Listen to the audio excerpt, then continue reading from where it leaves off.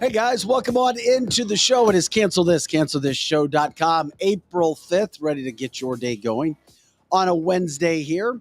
Broadcasting live out of the St. Louis, Missouri area, 8 to 10 a.m. Central, Monday through Friday. Of course, you can catch all of our content on video or take us on the go with the audio as well at cancelthisshow.com. Broadcasting live from the luxurious Strategic Air Services in Chesterfield, Missouri. Of course, we are a national topic show. We get into some local stuff as well. You know what we do. All right. With that being said, Scotty Gherkin, engineer producer on the boards. Lizzie Sparks in studio taking care of the chat lines.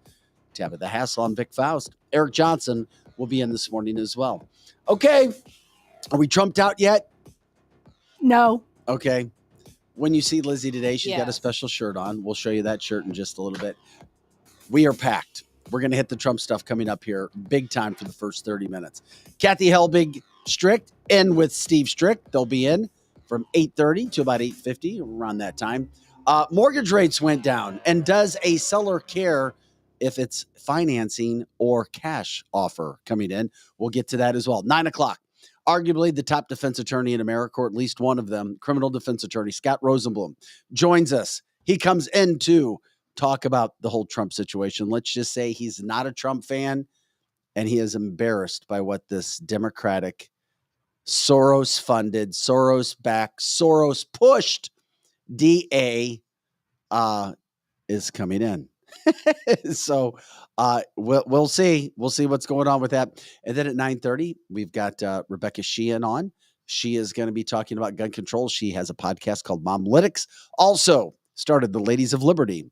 An interesting group as well, getting some things done, talking politics. We are packed. We're going to get into it. Of course, if you have a comment, jump in on the line. Lizzie is there. We appreciate that. You can also sign the petition that we roll at the bottom of our screen. defendtrump.org, defendtrump.org with everything that's going on.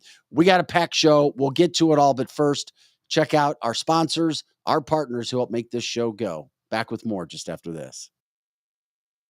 And now it's here, the unveiling of the latest Carroll House lifestyle collections. I'm Brooke with my sister Amy, inviting you to see 3 football fields of the latest styles. Our new lifestyle collections are premium quality furniture made exclusively for us and available only at Carroll House. The attention to detail is unmatched, and so is the value, nearly half the price of a typical gallery store. Plus, get free financing, delivery, and in-home design. Carroll House, because you like nice things. Kathy Helbig Strict, owner of Experience Real Estate Partners with eXp, has been one of St. Louis, Missouri's highest selling groups for 26 years running. In that time, Kathy and her team have successfully assisted an incredible 4,000 families. So if you're thinking about buying, building, or selling, be sure to put Kathy's group and their experience to work for you, and you can expect to be moved. Just give her a call at 314-276-SOLD. That's 314-276-7653, or find her online at experience-re.com. Winty's in the Chesterfield Valley, if you don't know, is a family-owned business that has been around since 1994, serving some of the best chicken wings in town, no joke. Also known for their fresh burgers, pizza, and incredible smoked meat. Top-notch happy hour specials are included, plus live music every Friday and Saturday. Oh yeah, you can also enjoy their spacious heated covered patio. It's Winty's in the Chesterfield Valley, 18,000 Chesterfield Airport Road. As all of you may know, the home of the Cancel This studio is located at the all-inclusive private jet hangar, Strategic Air Services. Founded in Chesterfield, Missouri, they take pride in offering a meticulous approach to private aviation through services that fully manage your trip from takeoff to landing. Strategic Air Services is more than just storage for your aircraft. They offer state-of-the-art amenities to its members and guests. When you are not traveling, you have the luxury of enjoying their world-class gym, conference rooms, lounges, and so much more. Strategic Air Services offers an unparalleled luxury experience for all things private aviation. If you're looking for a new place to call home for your aircraft, give them a call today at 636-400-7601. Again, that's 636-400-7601, or visit their website at strategicairservices.net.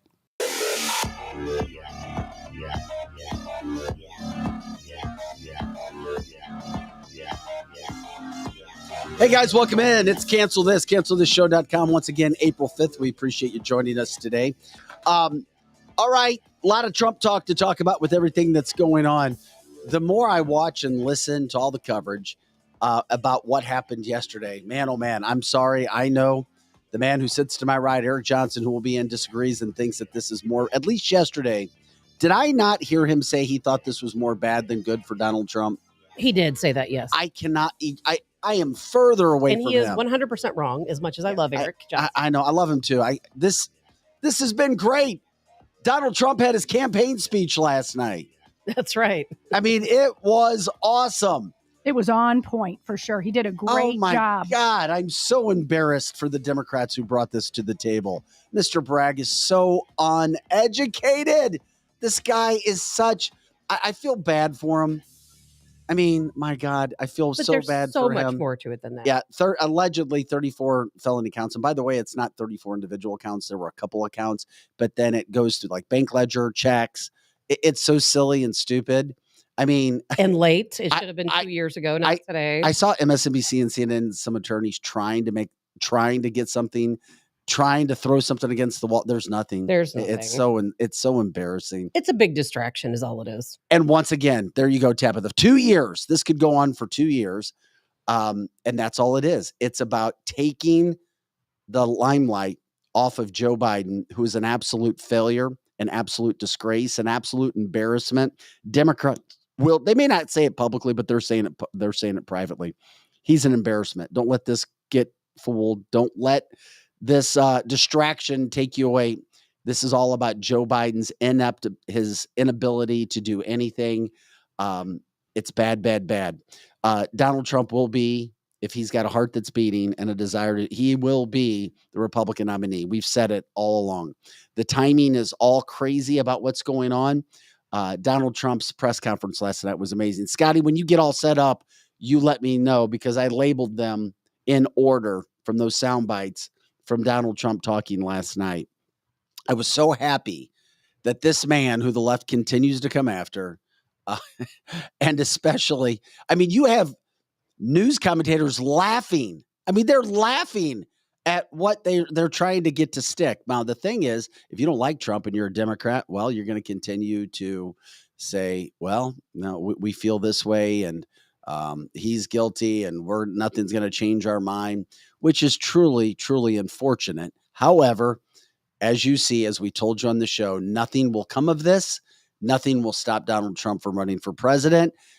From 2016, when his campaign was being spied on, to 2018 with the Russian hoax, the Russian collusion, 2020, we had the situation going, what was that in 2020 where they were going after him? It's horrible. The whole situation. So guess what? defendtrump.org if you want to jump in on our call to action for Donald Trump. And once again, as we said yesterday, he has reunited the Republican Party as strong as it has been in a long time. So you said you labeled them in order or sent them in order? No, it says number 1 or number 2 at the bottom. Oh, I was trying to help you out, buddy. You don't have an easy job over there. You know what? I see it says first one. Yes. I'm on it now. Now, do you think Paul in the comment line stated that they're going to drag this through for a long time, right through the primary season? Of course. Then everyone's going to know all about Stormy Daniels. But don't we all already know? I mean, is there anyone really out there who doesn't know the situation with Stormy Daniels? Yeah, because we're Americans, and I'm sorry, I'm going to say it, and I may piss some people off, but as a whole, we're kind of about ourselves. Well, and that's true too. But and this is from so long ago.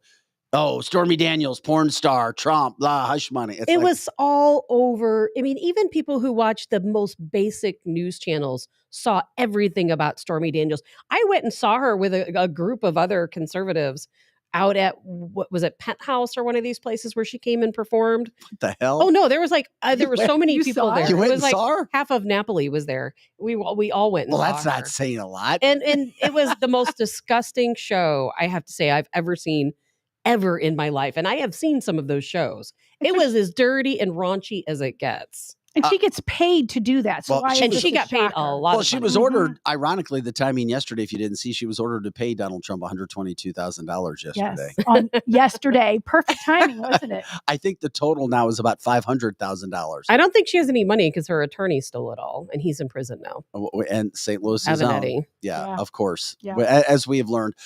Did anything surprise anybody about anything that came down yesterday? We told you it was a nothing burger. It's a nothing burger. It's ridiculous. I can't wait to see how silly and stupid. Now, I know other things will happen by then, but get your scorecards and remind every single person, mostly Democrats, remind them, take note, take mental note, take written note, whatever you need to do. When all of this does come to an end, remind them how unintelligent they were, how they had just, all they were trying to do was throw darts at Donald Trump. There was never any merit to anything. Remind them, because there are many of them. Donald Trump's done. He'll never see the White House. He may never see the White House. But if Donald Trump doesn't see the White House, and this is where I think the players that be, the deep state that we talk about, want total anarchy. Because if there is no way in hell any country would elect Joe Biden over Donald Trump. There's no way. There is no way in hell. Well, there's no way, but no way in hell. I'm really wondering if maybe they didn't get their plan together to cheat in 2024. And so now they're worried. Maybe they don't have all those Bernie supporters out there at the polls ready to cheat. Correct. Because I see absolutely no reason for them to do this. The DA Bragg, I mean, he's not a stupid person. And yes, I know they want to go after Trump for everything they can, but anyone with two brain cells to rub together knows that the only thing this is going to do, it's going to help Trump supporters. When we talk to Dan Biggs tomorrow, he's a former assistant district attorney in New York City. He's going to explain to us, he's not a Trump fan.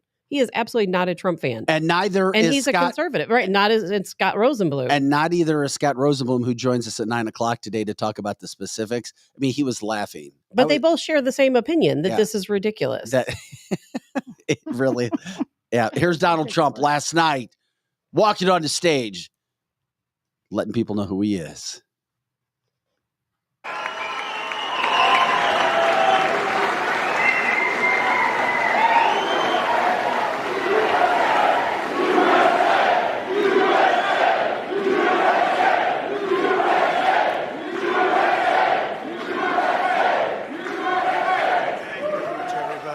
To save our country. God bless you all. God bless you all. And I never thought anything like this could happen in America. Never thought it could happen. The only crime that I have committed is to fearlessly defend our nation from those who seek to destroy it. It's awesome to hear Donald Trump come out and say that. He gets a little bit more in-depth in our second video that we'll show you in just a second. Scott, let me know when you're able to pump that up. But that's a president. That's presidential. I never thought I'd miss hearing Donald Trump. What's so funny is back in the day, Vic, you and I used to fight round and round because you were not the biggest Donald Trump supporter. No, but you have turned into one. Because of where we are in this country right now. And now, because now you see, I mean, that was 2 years ago. No, it's all unfolded. Yeah. So much is unfolded. Here's what I said I didn't like about Donald Trump. I didn't like him being an ass. He was a total ass. And I'm sorry. There are things that we don't, all of us don't like. And we agreed that he was a total ass. He acted childish. He acted like an ass and a childish ass. You didn't, unprovoked.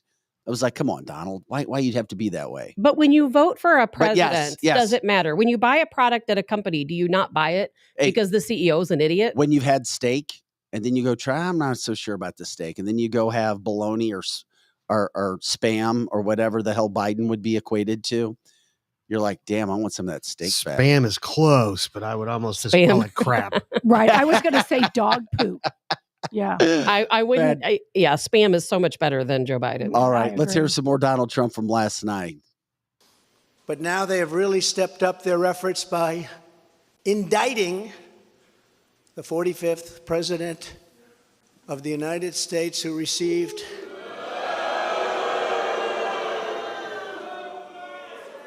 75 million votes, which is more than any sitting president in the history of our country.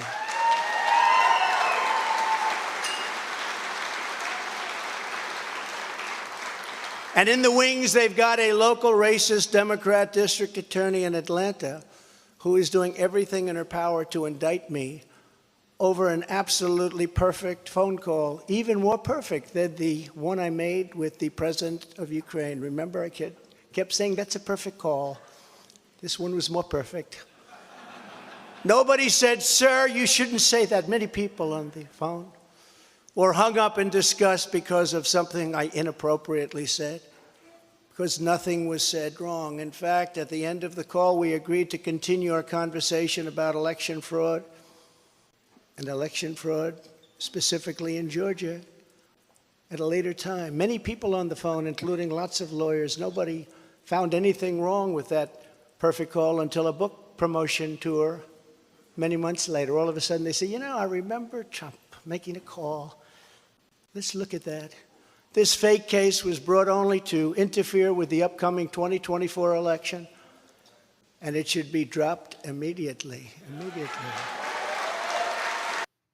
All right, Donald Trump last night from Mar-a-Lago after he was in New York yesterday being arraigned on what everybody knows is a 100% joke, trying to throw something against the wall to make – they can't be that stupid. The Democrats and Soros – it's a distraction. They can't be that stupid. They know this promotes him. I mean, my God, if you're Ron DeSantis thinking about running, no, not so much. If you're these other Republican nominees who jumped in, you have zero shot. There's nothing coming out of this, as we've said multiple times, and we'll get into the specifics of it. Now we talk about the emotion of it and what's going on. Did you guys watch all the coverage yesterday? I did not. I did. I did. Yeah. Laughing and joking from Fox and OAN and Newsman, and then, oh my God, this is so serious. It's so somber. Except Dana Bash, ultra liberal anchor on CNN, blonde hair. If you don't know who I'm talking about, check her out.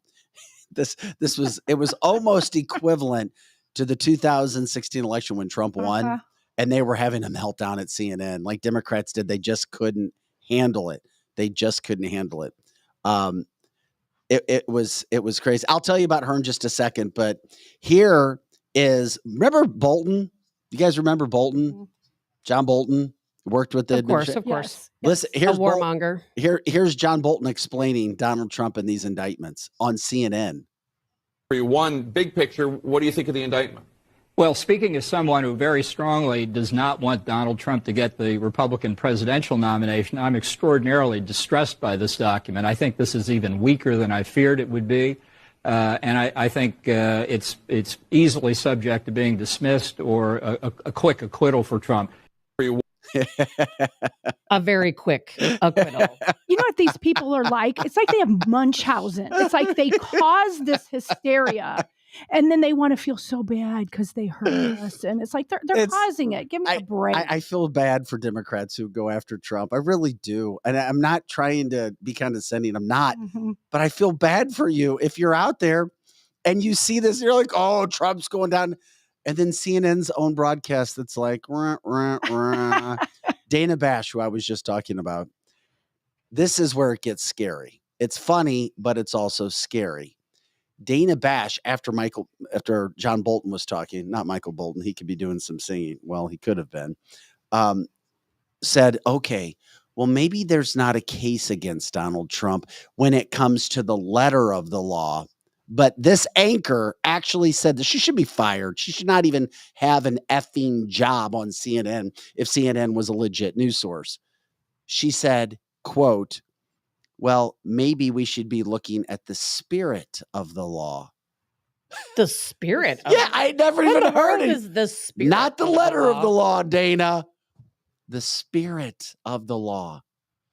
I'm like, oh my God.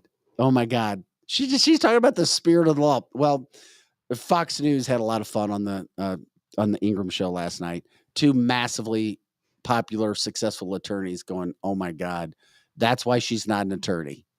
they're like, yeah, good luck in court, saying, well, we're fighting for the spirit of the law today. That's how bad it has gotten for Democrats. That's how bad it has gotten for CNN. And I do feel bad for them. But don't you think it's all a distraction? Don't you think I think we're falling for the distraction. I think every news agency out there is falling for the distraction because we've spent a lot of time talking about this whole deal. An hour yesterday. We're talking about it today. And in the meantime, look at all. You can't not talk No, about it. I'm not complaining. I'm not complaining. I'm just saying that they have the attention of every news outlet around the country, potentially around the world. And when everyone's out talking about this, they're not talking about the real issue. We started this last. I'm not talking about us. I'm talking about all of the news stations across the country. Look at they wanted to cause a distraction. They wanted to pull everyone's attention away from what's really going on. Joe Biden, Vic, like you said so many times, and instead everyone's talking about this ridiculous charges against Donald Trump that mean nothing. We know it'll go nowhere. But in the meantime, it's keeping all these news stations tied up talking about this. And I'm talking about mainstream news because that's what the majority of people are watching. And all they're seeing is this Trump stuff. And this doesn't hurt Trump supporters by any means. It's going to get him more votes, more money. So it's not about that. It's about what's going on that they're not talking about. What is going on? There's so many things. So many things. If there is a trial.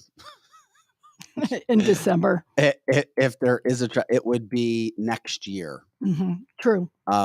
There's no hearing until December. That's the next time. They're just going to drag it out because that's a longer distraction. Exactly. And with all the things that are upcoming, that just gives them the ability to distract further. Which is what we've talked about for weeks now, and we'll continue to talk about what's going on with because there is nothing good going on in America. There's not one good thing that's happening in America right now. Nothing. There's nothing. Nothing. It was also an election day yesterday. A Supreme Court election in Wisconsin went the other way. It's now democratically controlled in Wisconsin. But once again, if you know anything about Wisconsin, you'll know it's a Democratic liberal state. I wasn't surprised. I know that some pundits were, that's going to go Republican. No, Wisconsin is a liberal state. I lived in Michigan and I got a lot of experience with Wisconsin, being close and talking to people. Very, very, very liberal state. And it's only getting more liberal. Like we said, with different states around the country. No surprise there. Chicago, they reelected Lori Lightfoot. Before anybody says, Vic, no, she wasn't running. Chicago literally reelected Lori Lightfoot. Brandon Johnson, a progressive, just like Lori. Because that's what they want in these cities. That's what they want. You know what? Let them have what they want. Let them have it. I just feel, but then why get rid of Lori Lightfoot when Brandon Johnson is the exact same thing? The voters didn't get rid of Lori Lightfoot. He's one of those people with a penis. That's the only difference. Because it's the people who are voting. The people didn't get rid of Lori Lightfoot. Most of the people liked her. And just like most of the people in St. Louis City, they like Kim Gardner. They're not the ones getting rid of her. The voters, I'll tell you what, if Kim Gardner who shows up to vote. If she stays in her position, the next time the votes come around, guess what? She would be reelected again because this is what the people want. Well, Robert says they always pick Santa, Vic, and that makes sense. But they did that. So, and then we already know, like we said, people show you who they are. Once again, here's the situation. In St. Louis, for those who care, it is it's one of the worst cities in America when it comes to crime. We've talked about that. And guess what? And it's a very ultra progressive place when it comes to those who vote. The older women who were voted in yesterday, very progressive left. Very, very, very. No surprise, because that's who they are. That's who's left there. Once again, that's why people are leaving the city of St. Louis. Nobody wants to live in St. Louis. It's sad, unfortunately, but that is what it is. So progressives strong in the city of St. Louis. And they're moving out of St. Louis County as well. And it's not just Missouri. This is happening in Democrat-led cities all across the country. You see the progression of people moving out of the city into the nearby and other areas. They call them suburbs, moving into the suburbs. And you know what? They move from the suburbs further out. I grew up in Chicago. I moved here when I was 16. And the area that I lived in at that time was a suburb that was very much like St. Charles County. And then eventually people moved and they moved out further.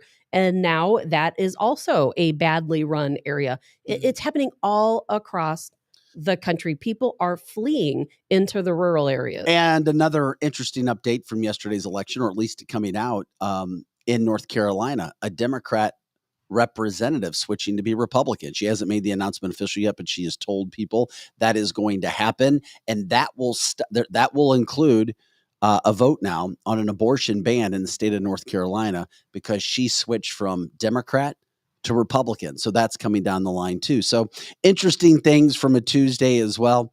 And isn't it interesting that Trump gets indicted on an election day, and then he's making a campaign speech last night, which he gets an A+ for. I'm not giving any names, but there were people who told me that they didn't vote yesterday because they wanted to stay home and watch the arraignment. And then I heard, and these are not people I know. How old are these people? My age, your age, okay, and our age range. And they're like, well, I really need to see this. This is, unprecedented. I want to know what happens to Trump. And I'm like, well, you're better off to go out and actually vote. And yes. then, that they wanted to pull people away from their homes to go to New York City, so that, guess what? They're not in their local communities voting. Speaking of voting from that standpoint, as we were jumping in around different topics all across the country, North Carolina, Chicago, New York, St. Louis, here's what I found interesting too. This is sad. This is a sad state of affairs, and I'm sure it's not just in St. Louis. I talk about far left progressives winning in St. Louis, just showing people and cities show you who they are. St. Louis City is ultra progressive. You see what the byproduct of that is. If it weren't for the sports going downtown, there's nothing in St. Louis. With that being said, a whopping 18% showed up to vote in St. Louis City yesterday. That's so sad. It really is sad. That is so sad. 18%. Wow. You can look at it two ways. One, you're lazy. You don't care. Go on with it. Or maybe people feel it doesn't matter what they do. It doesn't matter. If I'm going to vote, nothing's going to change. St. Louis City's terrible. St. Louis County is following suit.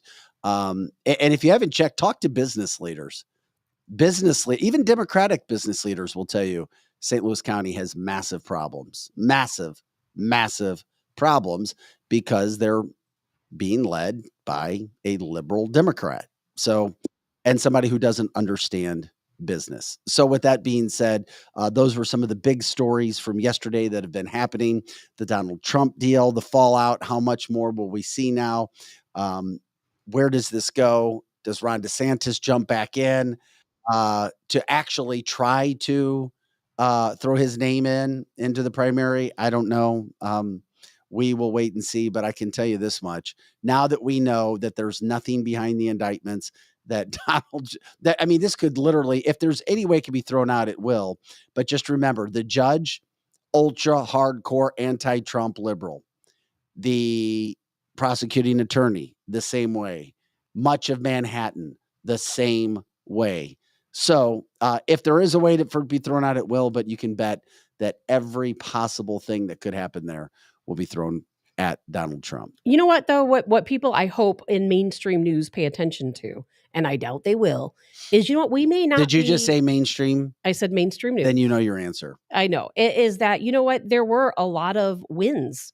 There were a lot of wins for conservatives yesterday in these smaller communities. We here in St. Louis, we had a lot of wins, especially with our school board election. Yes. We had some fantastic people, thank God, that have made it into these school boards. And I've heard that this is happening all across the country. But again, it's not happening in the Democrat-led cities, but we're winning. And you know what? Those little wins will someday add up to big wins. Wait a second. Correct.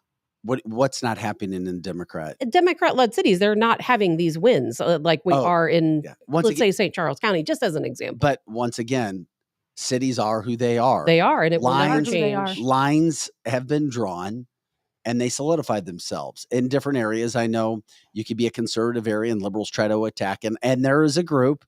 I know a guy. He works for one of these groups. I like him. He might call me a friend. I might call him a friend.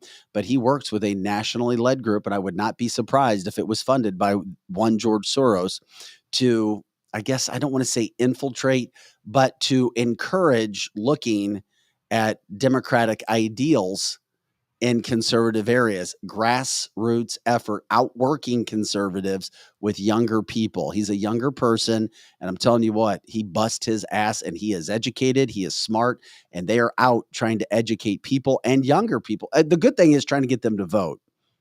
But the bad thing is what way to go and vote.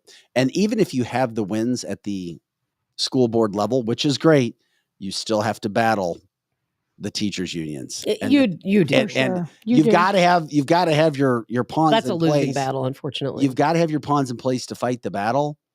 That's the first step. The second best bet is actually fighting the battle. And just because people get elected doesn't mean it's going to guarantee results, but you've got to vote for those people to at least get yourself into the game. And sometimes it's one of those things where it's 2 steps forward, 1 step back. Correct. Because look at Rockwood. Was it Rockwood and what other school district It was locally? Rockwood and School Parkway. Rockwood and Parkway Mhm. lost, I believe. They did. And that's so unfortunate because in the last election we won, and we got some really good people in there, and now we've been walked back. No, the teachers unions have shown to be nothing but communist groups, and they are. They are absolutely so. And Heavily funded at where that. they dominate and you do what they tell you to do.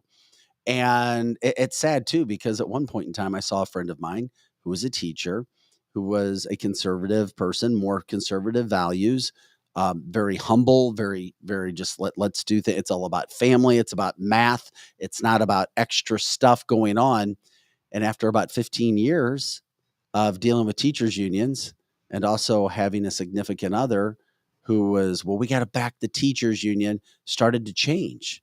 And it wasn't until after he saw things in his own experiences where kids were being treated differently and more special because of, let's just say, where they're from or certain situations. Well, we need to do that because that's what the teachers union says, or parents coming in and telling you, you're going to follow what the teacher union says, that he had to get away from it and started going back to some of his original ideals. But Vic, this is one of the things that is just my own personal opinion and my own speculation.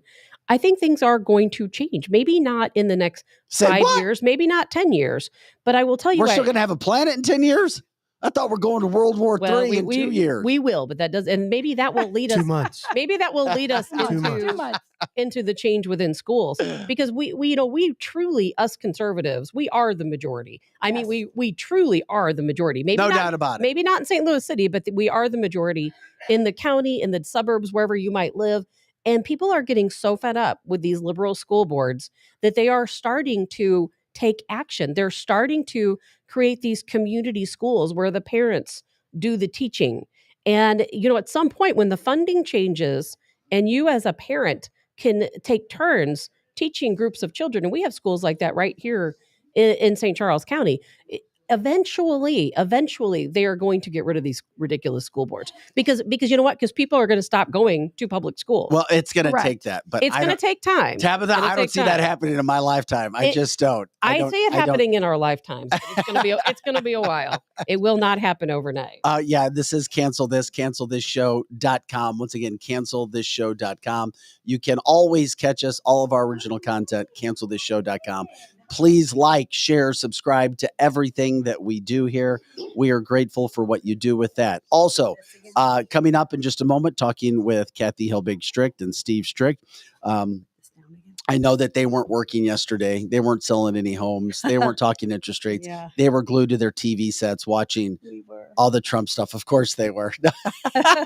They were out voting. That's what they were doing. And then, of course, coming up today, live at 9:00, we're talking with one of the country's top criminal defense attorneys, Scott Rosenblum.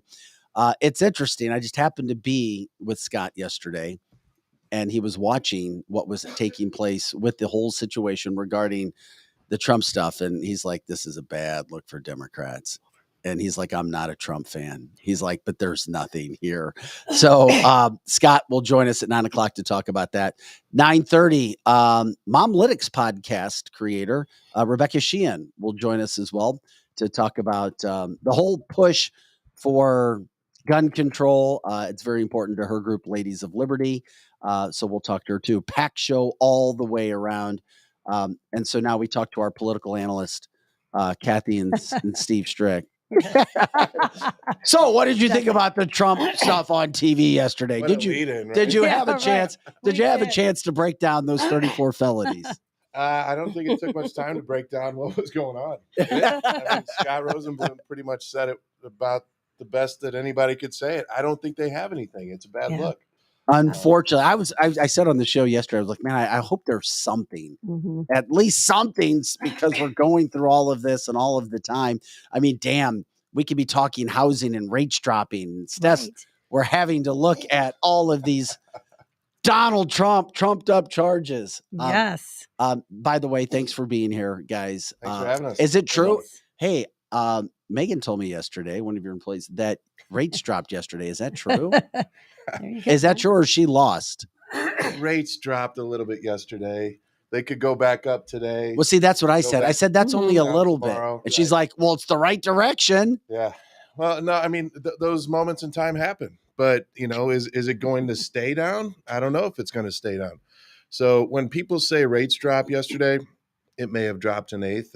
We saw some improvement. So what we did is we revisited some people that were on the fence, you know, and let them know that their payment actually dropped a little bit. So, no, we do stay in tune with that. Megan was right. Tell Megan she was right. Yeah, but see, I'm always told you need to be more positive. She's always and then listening. I was trying to be positive, and you're like, well, they could go back up tomorrow. And I'm like, yeah. But I Megan, they're going in the right direction. That's great outlook. No, but I think you told us that before, though, that last week, that it could go up and down and all around and everything else. Yeah. Unfortunately, the news and the media and the rhetoric controls where rates go a lot of times. So it might not even be the fundamentals of what's happening financially behind the scenes. It's what did so-and-so say today? What did so-and-so say is going to happen in a week? You know, what did so-and-so say is going to happen later this year? So it's tough to follow. Nothing is really following the way things normally follow. Well, Tabitha was talking about this before, and I think it's something you guys were trying to focus on today. Do sellers specifically want cash buyers, or do they want somebody who's financing? And I'm going to say, does it even make a difference? Because all the money, it's not like you show up with a bag of cash and pay someone. But there are some caveats to all of that. So we oftentimes will get a buyer that rolls in and they're like, I mean, I got cash, so they take $50,000 off. I mean, because I'm a cash buyer. Like they think they're going to reel and deal with the fact that they're cash, and so they're going to get a much better price. I wish it worked that way. Right. And maybe there was a day, I don't know where this all started from, but there's so many cash buyers think they are in the driver's seat with a price reduction if they roll in with cash. And so my conversation is always, well, the seller's getting cash one way or the other. They're either getting cash from the lender or they're getting cash from you. So I don't think it's necessarily going to significantly impact their negotiations on the price, with an asterisk. Especially these days, because you have to be approved before you even get very far these days. So that's where it gets a little hairy, because I can tell you in my days, 26 years, I've had probably 7 or 8 fraudulent buyers that just no end game. We don't know what the end game was. They roll in, they act like they have money. They say they're buying cash. They write contracts and then they disappear, or their check bounces, or they stall and the earnest money never comes in. Mental illness. Yes. Yeah. Like, sometimes it's two though, like a husband and wife. I'm like, how do you get two people crazy in on the scheme? But anyway, selling oil bonds overseas. Yes, yeah, that too. So the reason with Ukrainian business people, you don't have anybody that's really verifying that they have the cash. So you do have to make sure, if you're going to accept a cash buyer, that there's a legitimate proof of funds. And we've had people show up with proof of funds that were not so legitimate. They made them on their own computer. They cut and pasted different things with the print-offs from your From like bank statements. Yes. So, it is a little bit trickier to verify that they have the money versus like Bank of America gives them a pre-approval letter and they're saying they've already, checked their credit and everything. That's a little bit more legitimate. But here's the thing that does make a difference to a seller versus cash or financing is that contingency period. So even though you're saying, if I come in on a house and it's $400,000 and I say I'm cash, I'm going to give you $375 versus a $400,000 offer with a finance contingency. If I were your agent, I'm going to look at the $400,000 offer and really dig into the finance contingency to see who's representing this person and getting their loan. Let me talk to them. Are there any obstacles? Are there any concerns? Because a $25,000 spread for taking a risk for 3 weeks to see if the buyer can get his financing, to me, is worth the risk versus taking a lowball offer because it's cash in hand. Go ahead. As I say, now there's another whole piece of this that people don't realize. And even agents get this wrong. You can still make an offer that's not contingent on financing, but that doesn't mean you're cash. Does that make that hitting? Mm-hmm. People don't get that. So a lot of times you hear, oh, they're giving me a cash offer. No, they're not. They're giving you a non-contingent on financing offer. Big difference. The difference is cash, I got it sitting right here in my bank account. So if anything happens, I lose my job or whatever, I'm pulling the cash, I'm coming to closing. Not contingent on financing is saying, I'm still maybe going to get a loan. I'm not saying I have the cash, but I'm not asking you as the seller to bear my risk for 3 or 4 weeks for that loan contingency time frame. And then if I don't get the loan, I'm out scot-free because I made it contingent on if I can get the loan or not. So it's still a stronger position to come in and say, listen, I don't have the cash, but I know I have an 800 credit score. I know I don't have hardly any debt. I know my best friend's my lender. Like, I'm going to get this loan. So in that type of situation, you could go into negotiation saying, I'm not going to make it contingent on financing. So that's one beat stronger than financing, not quite cash, but still very, very palatable to the seller. The only difference is, let's say that guy does lose his job. And now best friend can't give him the loan. He doesn't have an out.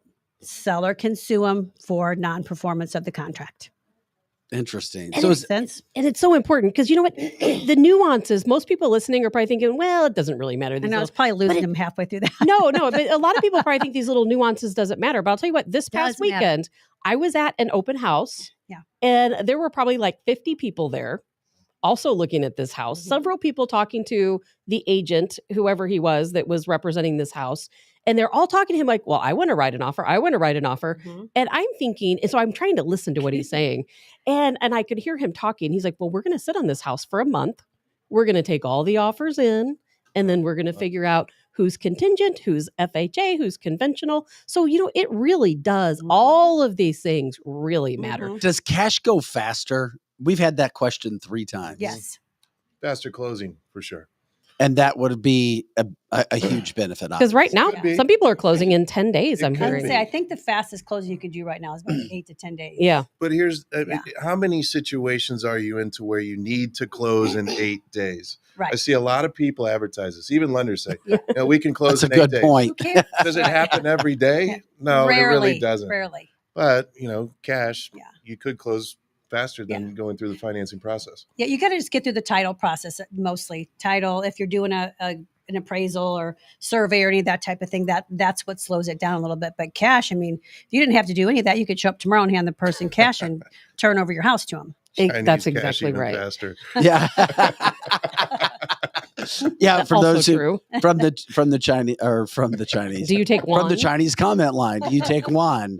Juan is going even faster. Yes, that's what happens. Yeah. Talking with Kathy Helbig Strict of experienced real estate partners and her husband, mortgage man, Steve Strick, 314-276-SOLD, 314-276-SOLD. If you have any questions whatsoever, give them a call. Just give them a call. They will take care of it, even if you're not in the market right now, or if you're looking to see what's going to possibly come up. And another question that we've kind of asked you and tried to keep track of, Kathy, is the inventory. Is inventory going back up? Is the weather a gets little warmer? bit? Yes, and we actually, in my own office, we saw a lot of activity this week.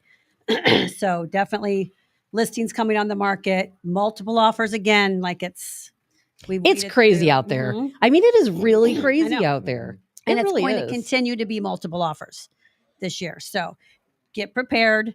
Get your strategy. Get your ducks in a line. Get your ducks in a row for sure. For sure. Get your lender. The one we were dealing with last night came down to who was the lender they're working with. Interesting. Because it was real close on the terms. And then you get somebody that's like dealing with a rocket or something like that, that is not As Steve a has told us human about. that you can touch and say, give me the skinny on this guy. So literally the agent was calling that loan officer and getting as much information as possible about this buyer, because there was another deal that wasn't contingent on financing. And this one was, but this one had little bit better terms. So it all came down to what that lender had to say. That is I'm glad you guys brought that up, because that is so important. I know for me, if I'm buying something, I want to make sure I have a lender, not only that the agent can reach to, because they're going to call. Right. You know, there's no question they are going to call the lender and they're going to want to talk to you. And when they call you and they ask you about me, I want you to know who I am and where I am in the process. Yeah, we actually take it a step further. You know, we actually have our loan officers call the listing agent with permission from the buyer. Even better. You got to have permission to talk about your financing information to a third party. So if anybody compliance people out there listening, it is with permission. Because the last thing you want is an agent to call your lender and they have no idea who you are. Right. Yes. And they have to go and look you up, and because they have so many offers, they have to have confidence that you have the loan, you're going to get the loan, because they will drop you like a hot potato if they don't have that confidence. Well, and here's the thing that you did for that agent. You took that buyer's name off of their plate, because they don't have to track the lender down now and verify that. Correct. So you're saying, look, I'm actually going to take a step towards you, tell you that our buyers are solid, give you the information that I'm allowed to give you per permission of my buyer. Yeah. And that goes a long ways. It's the personable part of the deal that comes back into play that's been lost for so long. Are you guys getting any calls from people outside of state looking to move here by chance, or hearing? To move here? Yeah. Oh, yeah. You are? Yeah. We've got a couple of people right now that we're working with that are out of state. Is it job related? That job related, Yeah. not just like, hey, we heard St. Louis is wonderful, or the area. Not that I've got more been moving told, out. but Yeah. More moving out. Yeah. People are probably moving further out, aren't they? It seems to me like I hear so many people talking about they're moving to Troy, Missouri, or they're moving out to Wright City, or even Wentzville now. It seems like it's just overdone. Too many people have moved there, and they're looking to even move out further. Do you guys see that a lot? Oh, yeah. Yeah. Definitely seeing that. There is nothing but spread projects that's in going on Wentzville for new farther neighborhoods. and farther in our area. I guess west would be considered west. Because it seems like, doesn't it seem like the worse our country gets, the more people are looking for land, acreage, For sure. instead of living like right in the middle of a subdivision with your neighbor right next to you? We're kind of that way. I am that way. Yeah. Luckily, we have space around us. We pull in and close our garage doors, and it's like, boom, we're in our. Make sure nobody can sneak our in bunker. there. Like Yeah. your neighbors. Well, I hope so, because you guys worked hard. You worked long. You built a beautiful home. You've been there. And I hope quiet. I hope that you guys don't want to leave there. No. Or at least Not you get tomorrow. it. No, not tomorrow. That's true. It is interesting when you see that. When it comes last week when we were talking with you guys as well, is there anything else from a real estate standpoint this week that you think people need to be updated with, Kathy or Steve? Mortgage, real estate, things to look for? I think you need to make sure that you don't do things under duress. We had another situation this week where somebody did. They jumped at a house, and then they hadn't showed their kids yet. All of a sudden, reality hits. The kids go see it. The kids don't like it. It's a big change. And then they want it out. But because we're in such a heated market like we are, and you are stripping off all of these contingencies to be able to win, which is what they did, there's no out. There was no out. So they ended up having to negotiate with the seller a big chunk of money to walk away, to let them walk away. Wow. And so I hate that kind of stuff. Kills me, because we really like, the situation for the people moving wasn't a great situation anyway. And then they acted emotionally and acted quickly to put this deal together. And then when that buyer's remorse sets in, that has to happen often, I would think, because, I know as many houses as I've looked at, and we have so many family members that want to agree on the same house, because it would be a future, let's say, family home. You go and you see it, if you don't make an offer right away, it's going to be gone. Correct. And then by the time you bring your other family members in and then they don't like it, you're right in the middle of the process, because things move so quickly right now. But now flip that around as that seller. So think about, that seller, you can't blame that You can't party blame them. You cannot blame them. because they had multiple offers. That's right. And they took this offer. That's right. Because it had the least amount of contingencies in it. And then the buyer didn't want it. The buyer wanted to back out. So that seller is now gun shy, because they looked at what they thought was a really, really solid offer that had really no outs. And all of a sudden that person says, I'm not going to come to closing. So you got to think about those walkaway clauses as a seller. That's one of the biggest things right now. If this contract would have had that in there, that agent would have been able to just perform a home inspection. They don't even have to show up for it. Just send an inspector and then cancel that contract and walk away. So one little clause, it's 3 lines in an 8-page contract, would have saved that buyer a lot of money. Oh my But how do you get the walkaway It clause? would have hurt the seller. It's what's in there normally. So if you're taking it out to make yourself a better looking offer, beware. I'm not saying don't do it. I'm saying make sure you understand once you take that out, there's ramifications to that.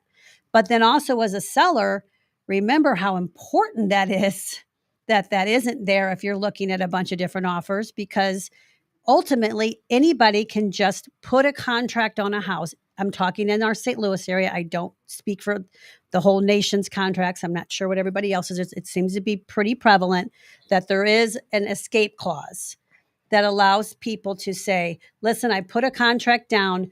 I did my inspection. Now I don't want it. No negotiations. No, there's things wrong and I want to negotiate this with the seller. It's just I don't want it. I didn't even know. Doesn't even have to be anything wrong with it. Exactly. But until you guys were here, what was it, last week or the week before when you first brought up this walk? I didn't even know that existed. Yes. And it's Most people don't. And it's so incredibly important. And yet I didn't even know about it. And most people don't. Here's a mistake I see agents make a lot too. And I say agents because buyers don't. They're being guided by their agent. I see them take that walkaway clause out, or we say we don't like one of our deals. If we're in competition, we're like, we're not taking any walkaway clauses. So either peel it off or you're not competing with us. But I see agents make the mistake sometimes not knowing what the ramifications are. I think they don't know is that they take the walkaway clause out and they take away the negotiation part. So basically you've left your buyer with no options at all. So usually it's one or the other, because a lot of times they'll say, I'm buying it as is, seller to make no repairs. I'm not going to ask for, I'm going to take this one other phrase out of the contract that talks about where you can negotiate repairs. I'm going to take that out and I'm going to take the walkaway clause out. That just means your buyer just did an inspection and found out the house is falling apart and they still got to buy it anyway. So how does that help the buyer? Yeah. So be careful Another good point. when you're rearranging your contracts and taking things out, and you've got to really be strategic and make sure you understand the ramifications so you're not backed up against the wall. Before we let you guys go, you want to promote New Age, your health and wellness center as well? Anything shaking in the last week? Yeah. Any new products coming? There's products coming all the time. There's a ton of evolution within that industry, the health and wellness. Yes, we do own New Age Health and Wellness. I threw you into there. Sorry, before we said goodbye. It's all good. I'm actually, when I leave here, I'm going to go look at some space in Lake St. Louis to open another one here in the next few months. That's so exciting. We had somebody come in from Omaha, Nebraska last week, and they are looking to open probably within the next 6 months as well. So we've got 2 opportunities in Kansas City. So health and wellness. Yeah. We're out there making sure everybody can live their optimal lives. New products in St. Louis. PRP's PRP for hair coming out strong. regeneration. It's a really big thing. Medical weight loss is still weight strong. Loss. We talked about that. I need both of those. Peptides. I need those too. I need all of it. Covered, girl. Everything you need. Yeah, the peptides are great for hair and nails. If you need any, like your hair growing back, your nails are weak and brittle, get great peptides for that. Hundreds of peptides. Also, for women, well, men too, we offer both the testosterone injection therapy, but also we have the pellet therapy for those of you that are squeamish of needles. Ooh. Well, we appreciate you guys jumping in today. Steve Strict and Kathy Helbig you. Strict of Experience Real Estate Partners. Expect to be moved 314-276-SOLD. We'll see you guys next time, all right? Cool. Thank you. Thanks. Bye. Thanks, guys. Once again, if you have any questions about anything, just give them a call. Let them know. Anything that you need, go ahead, jump in and do that. What we're going to do is Scott Rosenblum, one of America's top criminal defense attorneys, comes in to weigh in on the whole Trump situation. He's not a big Trump fan, and just wait to hear what he has to say about what these 34 felony charges are. It's fascinating to me. So Scott will be jumping in a moment. We'll take our break now. Check out our partners. We'll be back in just 2 minutes. If you do something, get a break, come right back. For Scott, if you have questions, you can jump in and ask Scott questions as well. Scotty Gherkin, Lizzie Sparks, Eric Johnson, Tab the Hassle. I'm Vic Faust. Back with more right after this. And now it's here, the unveiling of the latest Carroll House lifestyle collections. I'm Brooke with my sister Amy, inviting you to see 3 football fields of the latest styles. Our new lifestyle collections are premium quality furniture made exclusively for us and available only at Carroll House. The attention to detail is unmatched, and so is the value, nearly half the price of a typical gallery store. Plus, get free financing, delivery, and in-home design. Carroll House, because you like nice things. Kathy Helbig Strict, owner of Experience Real Estate Partners with eXp, has been one of St. Louis, Missouri's highest selling groups for 26 years running. In that time, Kathy and her team have successfully assisted an incredible 4,000 families. So if you're thinking about buying, building, or selling, be sure to put Kathy's group and their experience to work for you, and you can expect to be moved. Just give her a call at 314-276-SOLD. That's 314-276-7653, or find her online at experience-re.com. Winty's in the Chesterfield Valley, if you don't know, is a family-owned business that has been around since 1994, serving some of the best chicken wings in town, no joke. Also known for their fresh burgers, pizza, and incredible smoked meat. Top-notch happy hour specials are included, plus live music every Friday and Saturday. Oh yeah, you can also enjoy their spacious heated covered patio. It's Winty's in the Chesterfield Valley, 18,000 Chesterfield Airport Road. As all of you may know, the home of the Cancel This studio is located at the all-inclusive private jet hangar, Strategic Air Services. Founded in Chesterfield, Missouri, they take pride in offering a meticulous approach to private aviation through services that fully manage your trip from takeoff to landing. Strategic Air Services is more than just storage for your aircraft. They offer state-of-the-art amenities to its members and guests. When you are not traveling, you have the luxury of enjoying their world-class gym, conference rooms, lounges, and so much more. Strategic Air Services offers an unparalleled luxury experience for all things private aviation. If you're looking for a new place to call home for your aircraft, give them a call today at 636-400-7601. Again, that's 636-400-7601, or visit their website at strategicairservices.net.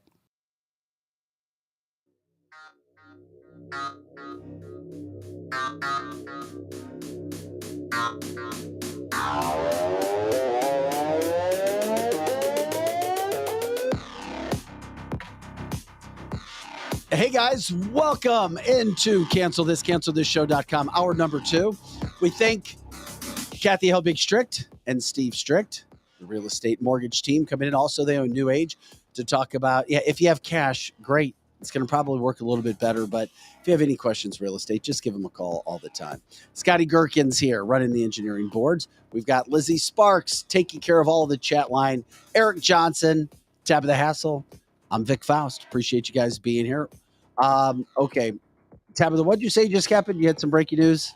I would call it breaking news. I have yet to confirm, but I don't see it as being outside of the ordinary, where we have NATO saying that yes, we will, Ukraine will become part of NATO. We will allow them to become a NATO state. That's a really big deal because Finland, as you know, was just recently admitted as the 31st country to join NATO.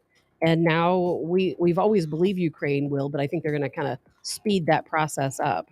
Yeah, that's a big problem. Yeah, I mean, I'm not surprised. It's a big problem for us, is what I mean. That's a big problem. It's a problem for Ukraine, but it's a real big problem. I thought our big problem was all the attention, all the national media all over Donald Trump this, Donald Trump that, as China and Russia are having their meetings and talking about their money. And while Zelensky is in Poland today. What's he doing? What's Zelensky doing in Poland? Well, what do you think? Wheeling and dealing, because now we have nuclear weapons, in Belarus, or going to be in Belarus, probably in July. But it's interesting too, though. Earlier this week, I saw the video from last week. Zelensky in Austria, and the Austrian parliament all stood up and walked out on him because he refuses to negotiate a peace treaty. He refuses that, and people don't talk about that. It's enough.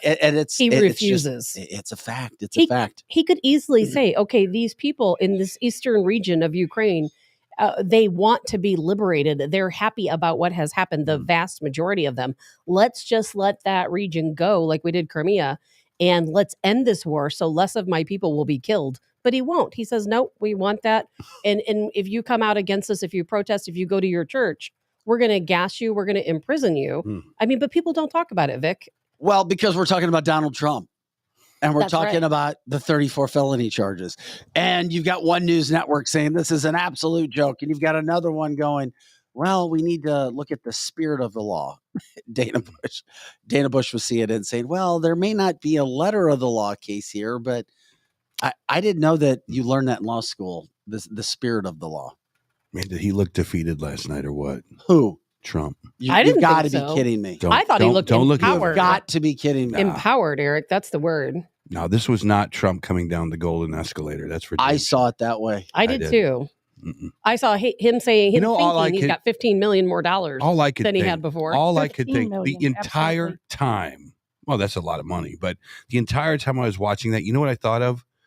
Seriously, I could not break this out of my brain. And then as soon as you say this, we'll get to Scott. Okay, because Scott will blow our mind by saying how stupid this thing is, because it is stupid. But the only thing I could think of was, why were there classified documents being brought over to Chinatown from the Biden administration? I could not get that out of my mind. It was like it was just glossed over. How? I mean, it's one thing to have them in your garage by a Corvette, where you're just an incompetent boob and you put them with the family pictures. Well, that's actually called a national security when you risk. When you have these documents in a car that's not Secret Service or it's not official, and they're being wheeled over to Chinatown.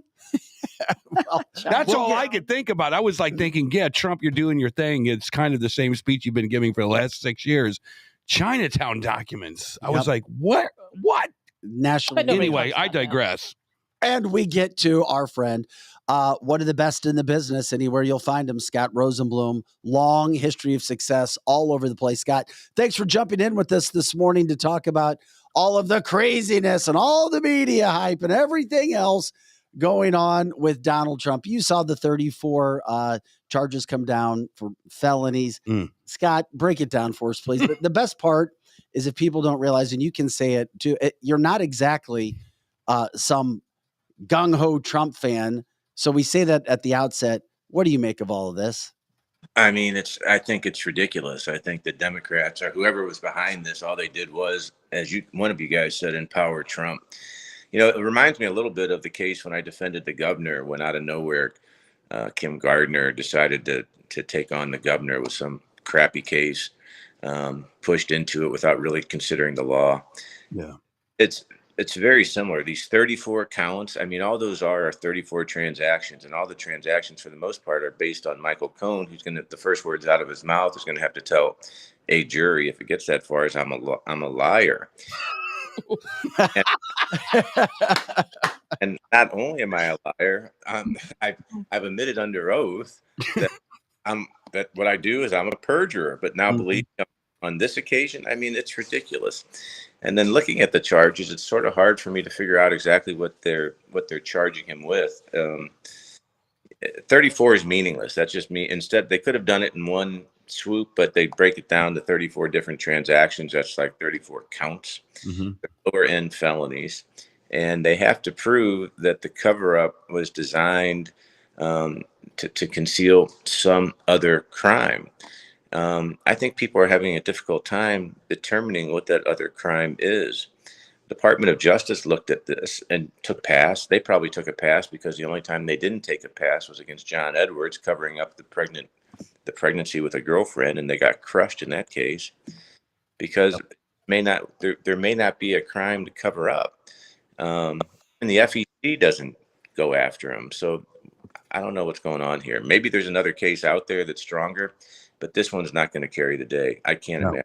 And we talked about this a few days ago, and we were trying to figure out liberalism, conservatism, decorum, the whole 9 yards. What is the firewall for people not to get drug into court willy-nilly on these rogue? And he's a rogue prosecutor, and Kim Gardner's a rogue prosecutor, and the guy in LA is a rogue prosecutor, and they do things not by the letter of the law, but by the letter of their ideology. What is the backstop? Why doesn't this judge, I was a little more surprised that this judge didn't say, what is this? Why are you bringing this to me? This is ridiculous. Is there any kind of way that, I mean, look, as Vic said, I'm not a big Trump fan. No, absolutely not. I like some of his policies, but I think he's an immoral, disgusting, abhorrent human being. But other than that, I mean, I'm not much into politics, but so theoretically, I mean, the way the system is set up, the firewall would be the grand jury. That's 16 to 23 people that hear the case. Now, the case is not presented with anything other than a prosecutor. There's no judge. There's no defense lawyer to challenge witnesses. And the finding is a probable cause finding. It's a low bar. Whether or not a crime has been committed, whether or not there's probable cause to believe a crime has been committed, and this man committed the crime. Yeah. That's bar. So, everybody's heard the expression, "Don't die a ham sandwich." Right. Grand jury is basically controlled by the prosecutor. So how is it controlled? If the prosecutor wants to seek cover and he's getting pressure to charge a particular crime and he wants to say, I don't want to charge it, you can take it to the grand jury and direct the grand jury not to charge. And then they can look publicly and saying, look, I presented to the grand jury, they didn't charge.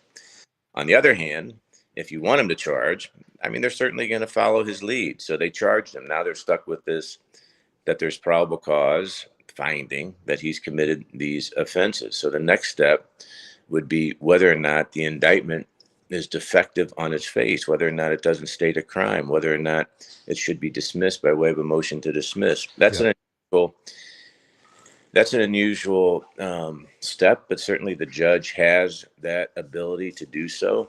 And especially if the way it's phrased, that under New York state law, and that you have to be talking about concealing of some crime that they can't say exists, that could be a problem. Now, looking at it, there's one count that talks about concealing, not paying, I think, taxes of some sort.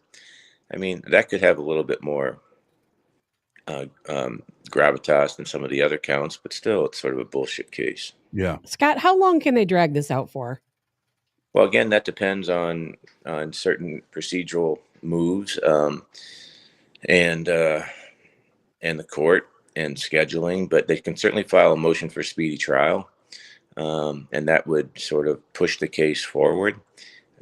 But I would say if they really wanted to get a trial quickly, somewhere between 4 to 6 months.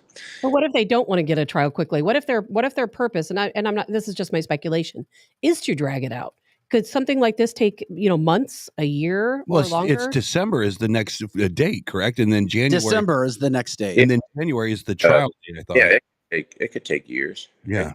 Year and a half. It could take a while, and it depends on what sort of pretrial maneuvering is going on. They could try to file a motion to change venue. They could try to recuse the judge. They could try to, I don't know whether or not there was a search warrant involved. You can file a motion to suppress evidence obtained illegally. So there's all sorts of pretrial maneuvers that could be going on, or that could go on, that could delay it. And then if they try to change venue, they have to establish.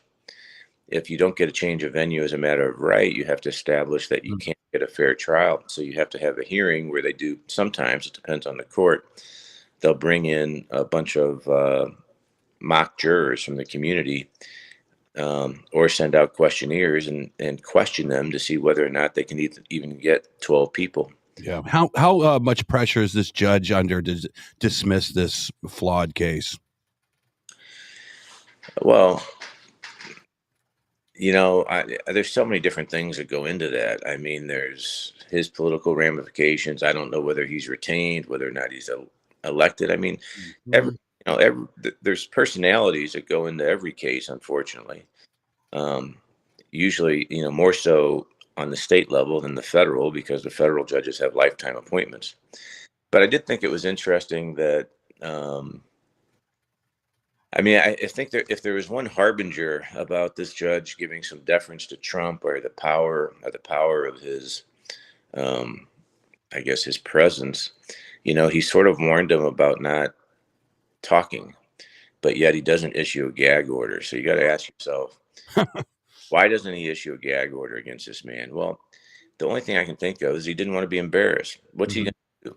What does a gag order do? So a gag order, if he violates it, which of course he violated that he didn't violate, there was no gag order, but he went against the judge's wishes that very night at Mar-a-Lago, where not only does he start talking, he blasts everybody, including the judge. Yeah, he did.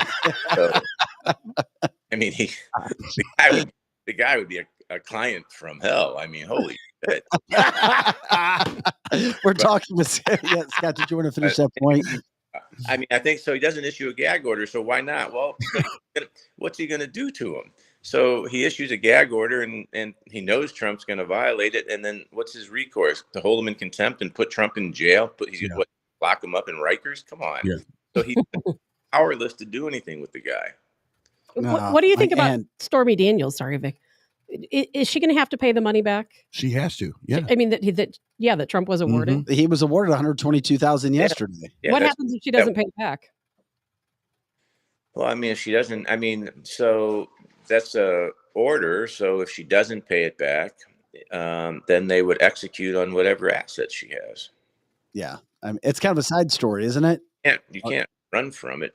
I mean, I think that's as a result of some of the fantastic representation she had from Mr. Michael Avenatti. I see a new tour coming to St. Louis soon. Oh, my who's now, I think, cooling his jets for a quick 20 years. Mm-hmm. Yeah. We're talking with Scott Rosenblum of Rosenblum, Schwartz, and Fry. Scott, we learn a ton when we listen to you speak about everything that happens in these law processes, and we appreciate you joining us to give us an update on that. We'll see what happens with the Trump trial from that situation. Do you see similarities between what you see with, and I know people say the Soros-backed Bragg, the DA, and some of the things you've had to deal with and see with Kim Gardner in St. Louis? I mean, on a much lower level, yeah. I mean, so first of all, I don't know what the Soros-backed DA, the guy's 93 years old. Leave him alone. I mean, he's a philanthropist, and he has, I guess, a benevolent arm that gives. I don't think he knows Alvin Bragg. I don't think he particularly knew Kim Gardner, although he gives money to these types of I guess, prosecutors indirectly. Or I guess of the progressive prosecutor. Now, Kim's idea of progressive prosecution is just not charging anybody, I suppose. I don't know how progressive that is, but the similarities are there. I mean, there's no question that when we did a deep dive when I was representing the governor, and we got into some phone records, and there was a lot of weird stuff going on. For instance, there were some early on contact with some Democratic operatives, giving out private phone numbers, which is a little unusual. Some of these people contacting the alleged victim, giving the alleged victim the private phone number of her. I mean, that just doesn't happen. And then there's, one of the problems with Eric, the difference between Eric and Trump is Trump has the full support of his maniacal base. My friend Eric, who I think would have probably made a good governor, Absolutely. My friend Eric had had nowhere to go because he'd already pissed off the Republicans up on the Hill. So they were going after him too. They wanted to get rid of him because he was getting rid of this low income housing or whatever, some benefit, some program that it was. You called it. Yeah. So they didn't like that. So he didn't have any backup. So and there was a lot of contact between, that's when the bag man came in and the money and all the craziness. But at the end of the day, I mean, that literally was one of the worst cases that I've ever been involved in as far as proof. They never were going to make that case. They didn't have the evidence. And it showed the corruption that takes place. But Scott, isn't that because you have to, I know you're not into politics, but there's this new terminology that the American people are, and it's called weaponization of government. That's a true thing. There is no more blind on Lady Liberty or whatever. I mean, is that troubling to you? Well, of course it's troubling. Now in Eric's case, well, I shouldn't say this. It's going to be mean. I'm not sure the people that were prosecuting him understood the weaponization. I think they were just stooges. I do too, for sure. I think there are some people maybe behind him that understood it. Yeah. But I think they may understand it now. Oh, they understand it now. Of course they do. Yeah. But talking about former Governor Eric Greitens, of course, who was a client of yours. It's good old-fashioned corruption when you have a bag of money that comes out of nowhere. When you're talking about a prosecutor who is passing along private numbers to victims, that's called corruption. Okay, but they don't even care that we know. Let me get back to that for just a second because this is important. Are we in an era where these young lawyers, these Gen X, Z lawyers are coming out, and it's not a bad thing to maybe politically go after people now, charge them with a case. Even if they lose, they get mired in this kind of weird goo of political, lawsuits. And that can go both ways. Andrew Bailey's a Republican attorney who's going after Kim Gardner. Yeah. So I think that's where the fear for a lot of people come in. Not that you're going after Trump and not that this, that, and it's just we're in this new era of the of the judicial system becoming this weapon for whoever wants to use it. I mean, it's very frightening. Politics are disgusting. I mean, there's always been a component of that, but it hasn't been, as you were saying, so weaponized. I mean, if Trump wins in 2024, can you imagine the wrath that some people are going to occur? Mm-hmm. There's some people that just ought to leave the country, starting with like Hunter Biden, right? That guy. I can't wait to see all that. Oh my gosh, that's a great quote too. Think about that. Awesome. No, I know. Yeah, absolutely true. It's like okay, but then we don't know what this deep state is. It's like all these dynamics that are coming up to the surface. My son's father was a county prosecutor here in Missouri, and I am telling you, this stuff that we're seeing has been going on forever. It's just now they don't care that we know. This type of corruption within our judicial system has been going on. There's been payouts and there are names dropped and there are backroom deals. Yeah. We just didn't see it. I hear now you. We're seeing it. No, I hear you. Scott, let me ask you this in relation to that. So let's say you're not Donald Trump. Let's say you're not the Biden family with a multi-million-dollar account, and you're just some person, a loudmouth conservative in St. Charles, and some prosecutor wants to go after you for the same reasons that doesn't have the bankroll to be able to fund something like this. Now the weaponization is money.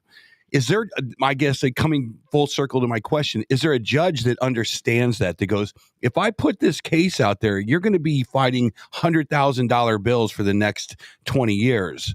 Does a judge understand that and go, we're not doing that here? How does that work? And I talk about that firewall for us regular folk. Well, I mean, it just depends on the judge, to be honest. It takes a lot of, it takes a lot of gumption. I don't know what kind of words I can use on this show. Any words you want, bring them. Google loves them. It takes some nuts to look at this, especially on a high profile case, and said, "I'm done. One man, I'm going to shut it down." And there has to be a legal basis to support a motion to dismiss. That means the indictment has to be defective of some sort, or the charge. Now, if they don't. In some counties, they don't really have grand juries, so there's like a preliminary hearing.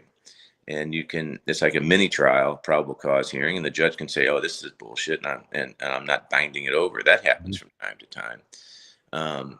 But yeah, you would hope there's a firewall, but there's a lot of moving parts to that, and there's personalities to that, and there's people that don't want to lose their job, and there's people that want to run for their next election and keep their little, their little bastion of power. So there's all of those issues that are going on. Hey, Scott, if you could guess right now, who is going to be the champion here? Is it going to be Alvin Bragg or is it going to be Donald Trump? Who's going to win this? If I had to guess, I think this case will be, at least in notoriety, will be consumed by Jack Smith when Jack Smith federally indicts him out of D.C. I'm not sure it's going to be anything with January 6th. I think he may go after the documents, and not the issue of having the documents, because that gets murky, because obviously Pence and Biden had the same issue. But I think if he can establish that once it was discovered that he had the documents, that he lied to authorities, that he obfuscated turning him over, that he basically thumbed his nose. Now that's a problem. There's 1001 violations for lying to federal agents. That gets a lot of people in trouble. There's obstruction counts that could come out of that. And, the feds are a lot more. Why aren't the feds going after Biden then for exactly the same thing? It's like playing a football game. One team gets 2 downs and the other team gets 5 downs. Why is that not a fair question? If it was only for having the documents, you would be right. What about documents in plain sight in a garage? The point I'm trying to make is they can't go after Trump for just having the documents, because that would be correct. Because I think Obama had them at one point. Biden, Pence had them. Bush, Hillary, they've all had their classified. They've all had their documents, but the difference is once they realized, oh God, I'm in my bathroom and I see a pile of classified documents. Oh, they turn them over, right? So I think what we're going to find out in this case is that Trump, being Trump, knew he had them. He decided I have a right to them. I can do whatever I want with them, including him laying them out on the table at Mar-a-Lago for all his guests to see, whatever.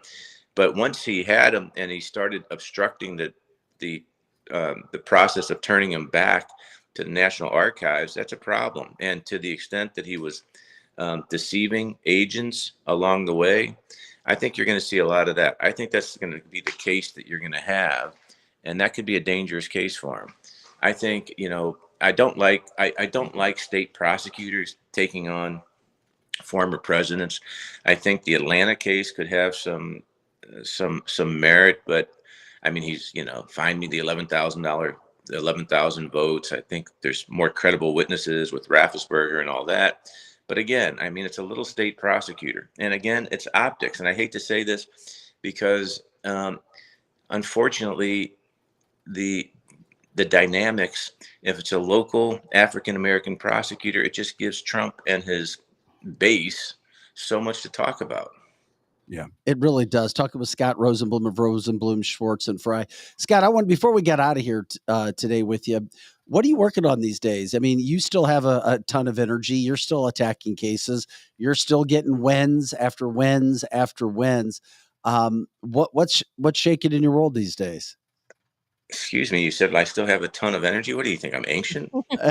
Damn, Vic. Exactly. Meaning, you know exactly what I mean. I don't even need to say it. Like that, I'm going to have to take off my shirt for the rest of the Exactly. We want to see your tattoos. He's going to P90X you.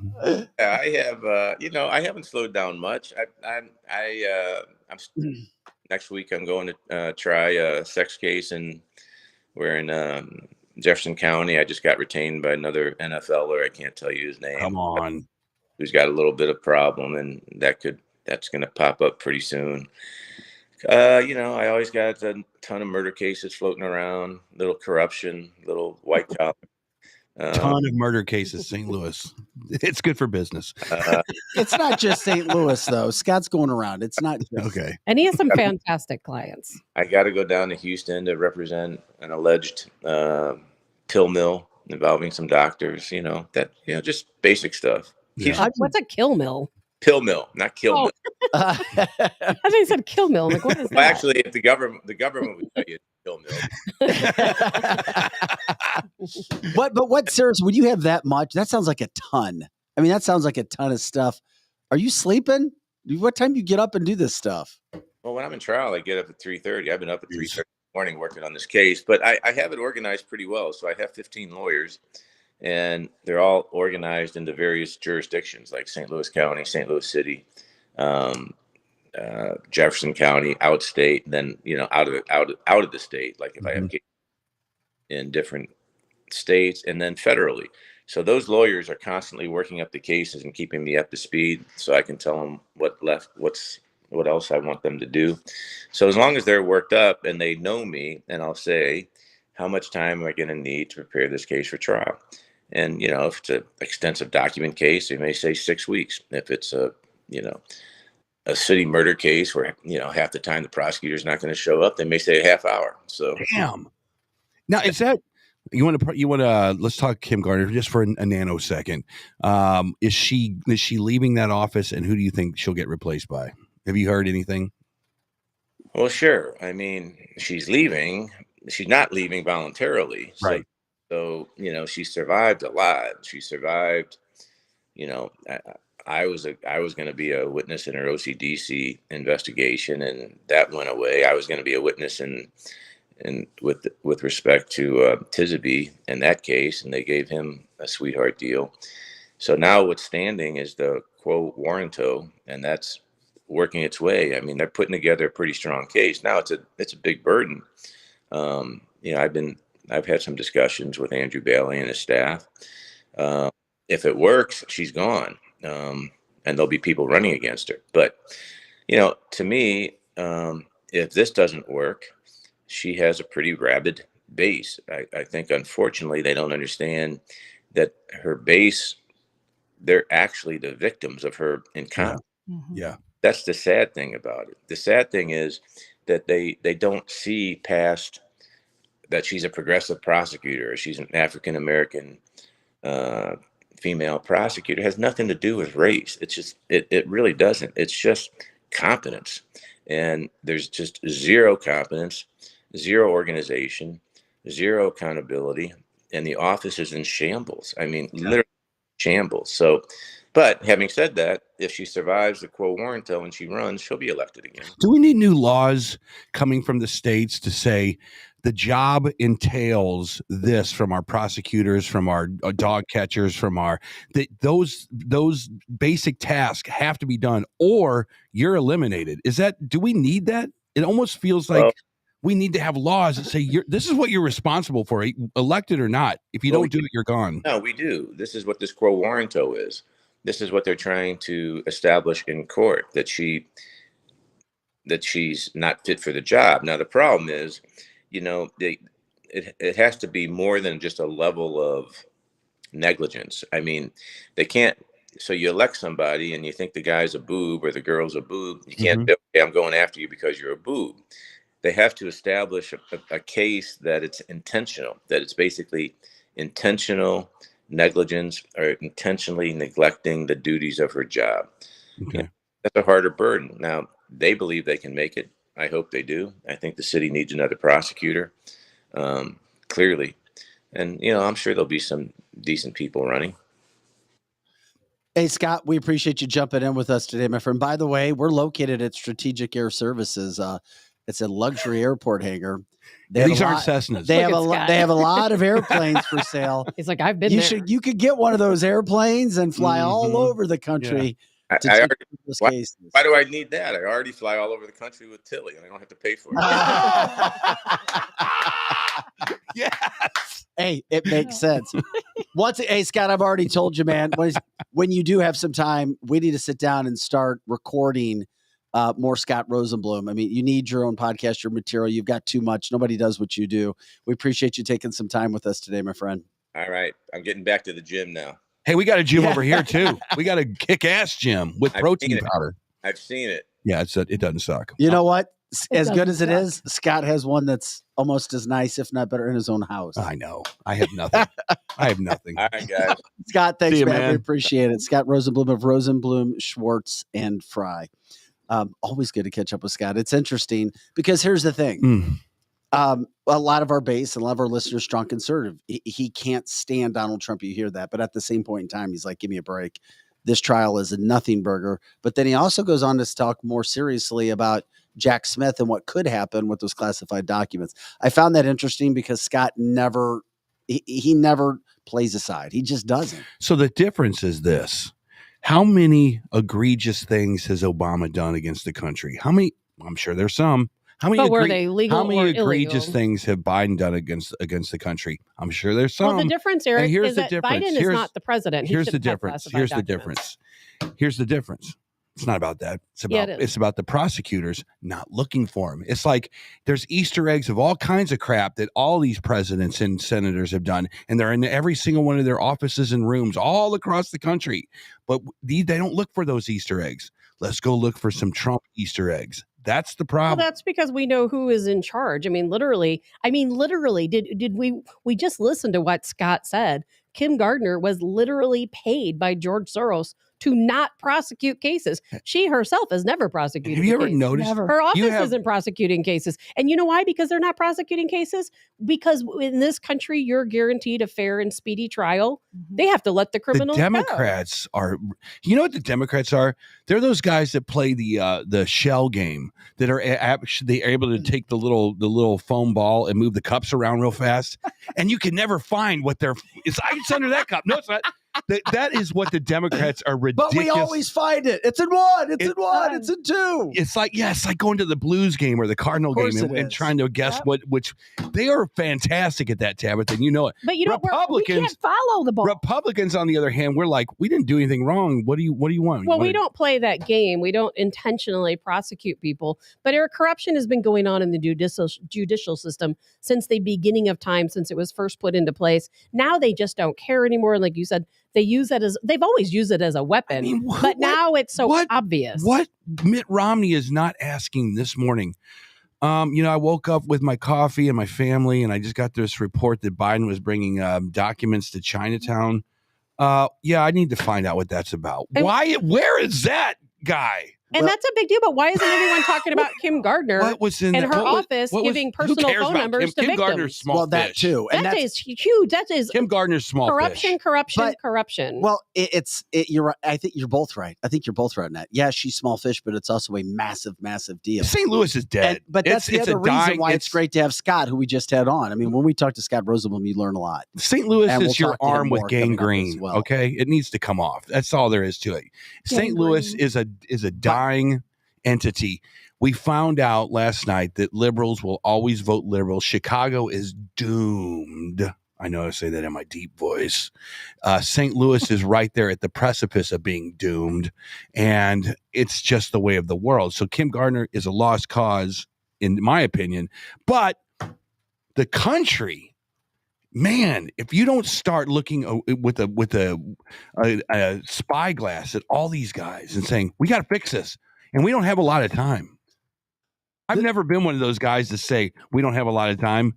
We literally do not have a lot of time right now. Well, with that being said, this is cancelthisshow.com. We have a packed show today. We're continuing on now. Scotty Gherkin here running the engineering boards. We've got Lizzie Sparks taking care of all social media and your comments. That was Eric Johnson. Tabitha Hassel. I'm Vic Faust. And of course, now we told you we had another guest coming into the show. Rebecca Sheehan. She's of Momlitcs podcast. Yeah. Also Ladies of Liberty throughout the St. Louis metropolitan area. She's kicking butt in all areas right now. Rebecca, thanks for jumping in today. We had you scheduled. I'm so glad we catch up with you because with the midst of the Trump stuff going on, and we just talked a bunch of law with Scott Rosenblum, we also had something else that happened recently that was a massive, massive story. And it's crazy how we can forget about things really, really fast because the news cycle churns. And that was the horrible school shooting in Nashville last week. Was curious to get your opinion when it came to your latest podcast. First of all, let us know how people can find your podcast and all about this latest episode and why you're doing this episode. Well, thank you so much for having me on the show. I'm Rebecca Sheehan. My podcast is called Momlitcs, like politics, but with a mom because it's meant for parents, like-minded parents who are concerned about the direction of this country, especially because we have kids. So you can find it basically anywhere that you listen to your podcasts.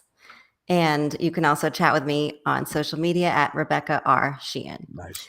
So yeah, I was especially inspired to talk about this shooting because, I mean, after everyone, we say enough is enough.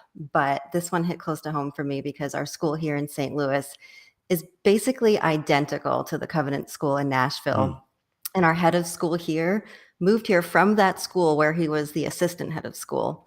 Our pastor at our school and church is friends with their pastor, who, of course, is the one who lost the child. And I mean, the connections, they keep going on. But the point is that the violence really doesn't have to. And so I felt inspired to talk about this. Yeah. And I love guns. I like shooting them. I like skeet shooting, target practice. I think it's manly when guys like guns. So I don't know. I think Republicans, gun activists get very defensive after shootings like this because they just see, oh, let's ban guns. Am I right? Well, Republicans don't get they have to defend because they're being attacked literally hours after a shooting like that. So you're right about that. Did you watch any of the school board elections last night, especially in your area? I didn't actually. Okay, well, that's I think that's not maybe for your school in particular, but I think that it's the energy of people like you, the soccer moms, the soccer dads, and it looks like things are starting to spin around a little bit, I think, as far as these progressive ideas coming into schools. Would you feel that way, or do you think that we're still on the wrong track? Progressive ideas. Can you expand on that a little bit? Well, I think that it's like there's no common sense in schools. Do you feel like there's common sense in the schools right now, the way that we're heading? No, but I feel that parents are starting to unite and fight back and to not feel like their opinions can no longer be heard. Yeah, so right. I think that's great. Well, Rebecca's a conservative podcaster. She has Ladies of Liberty group. I was curious as you were making the point when it came to the school shooting and how it's hit home for you. I mean, what can we do in your opinion? You've taken a deep dive into this, which is coming up on your podcast. So my biggest thing is I think that liberals or anyone who wants more gun control need to know what they're talking about. They need to actually research AR-15s and these other weapons because they're not automatic rifles. I mean, there's all this misinformation about it, and you can't have a productive conversation when one side has no idea what they're talking about. And I think so. I did some research, and I hope that some on the left will listen to my podcast also because they might learn a couple of good things about AR-15s and maybe not hate them as much as they did before. On the same token, though, when I was doing research, I was honestly shocked at the difference between shooting an AR-15 and like a 9mm bullet from a handgun, for instance. Like, I don't know how much you know about the differences, but AR-15 bullets are 3 times as fast, hit their target with twice the force. They create a much bigger cavity in the target that's a lot more lethal if it's a person. And this is a smaller bullet, by the way. And of course, it doesn't have the kickback that a normal hunting rifle or shotgun does. Yeah. So someone who shot one of these for the first time said that with their old hunting rifle, they could shoot 3 rounds before their shoulder started bruising.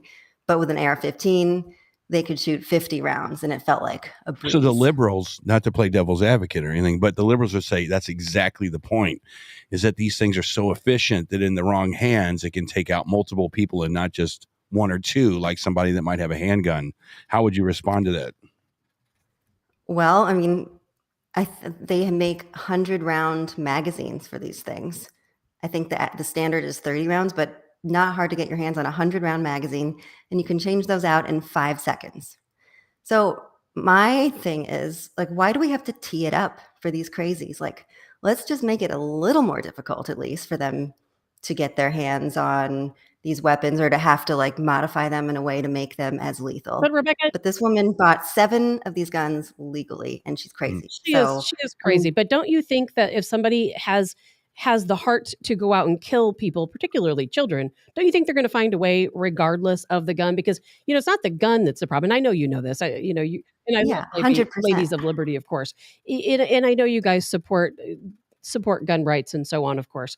But I mean, people want to go out like this girl did, and she was part of this trans movement group, and she had a sticker on her gun that proves that she was part of this trans movement group. She wanted to go out and kill people because of her beliefs. She searched that school over for that pastor because he was counseling her currently.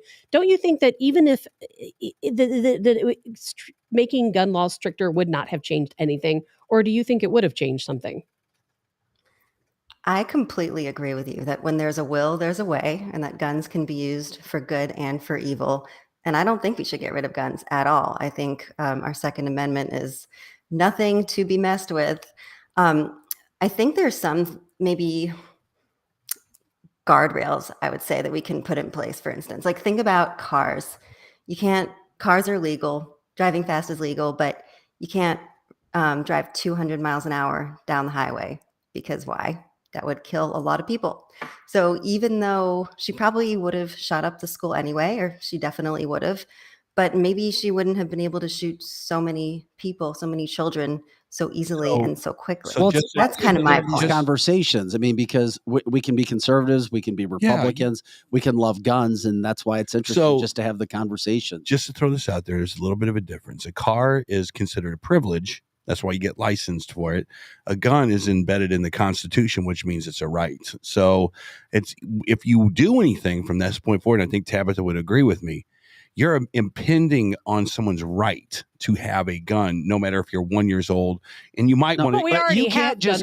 Eric, you just can't go get a gun. That's why You're correct. ownerships. You're absolutely can correct stop about that. You because you have to qualify to be able to get a gun, just like you have to. Then qualify it seems to me like the problem drive. is solved.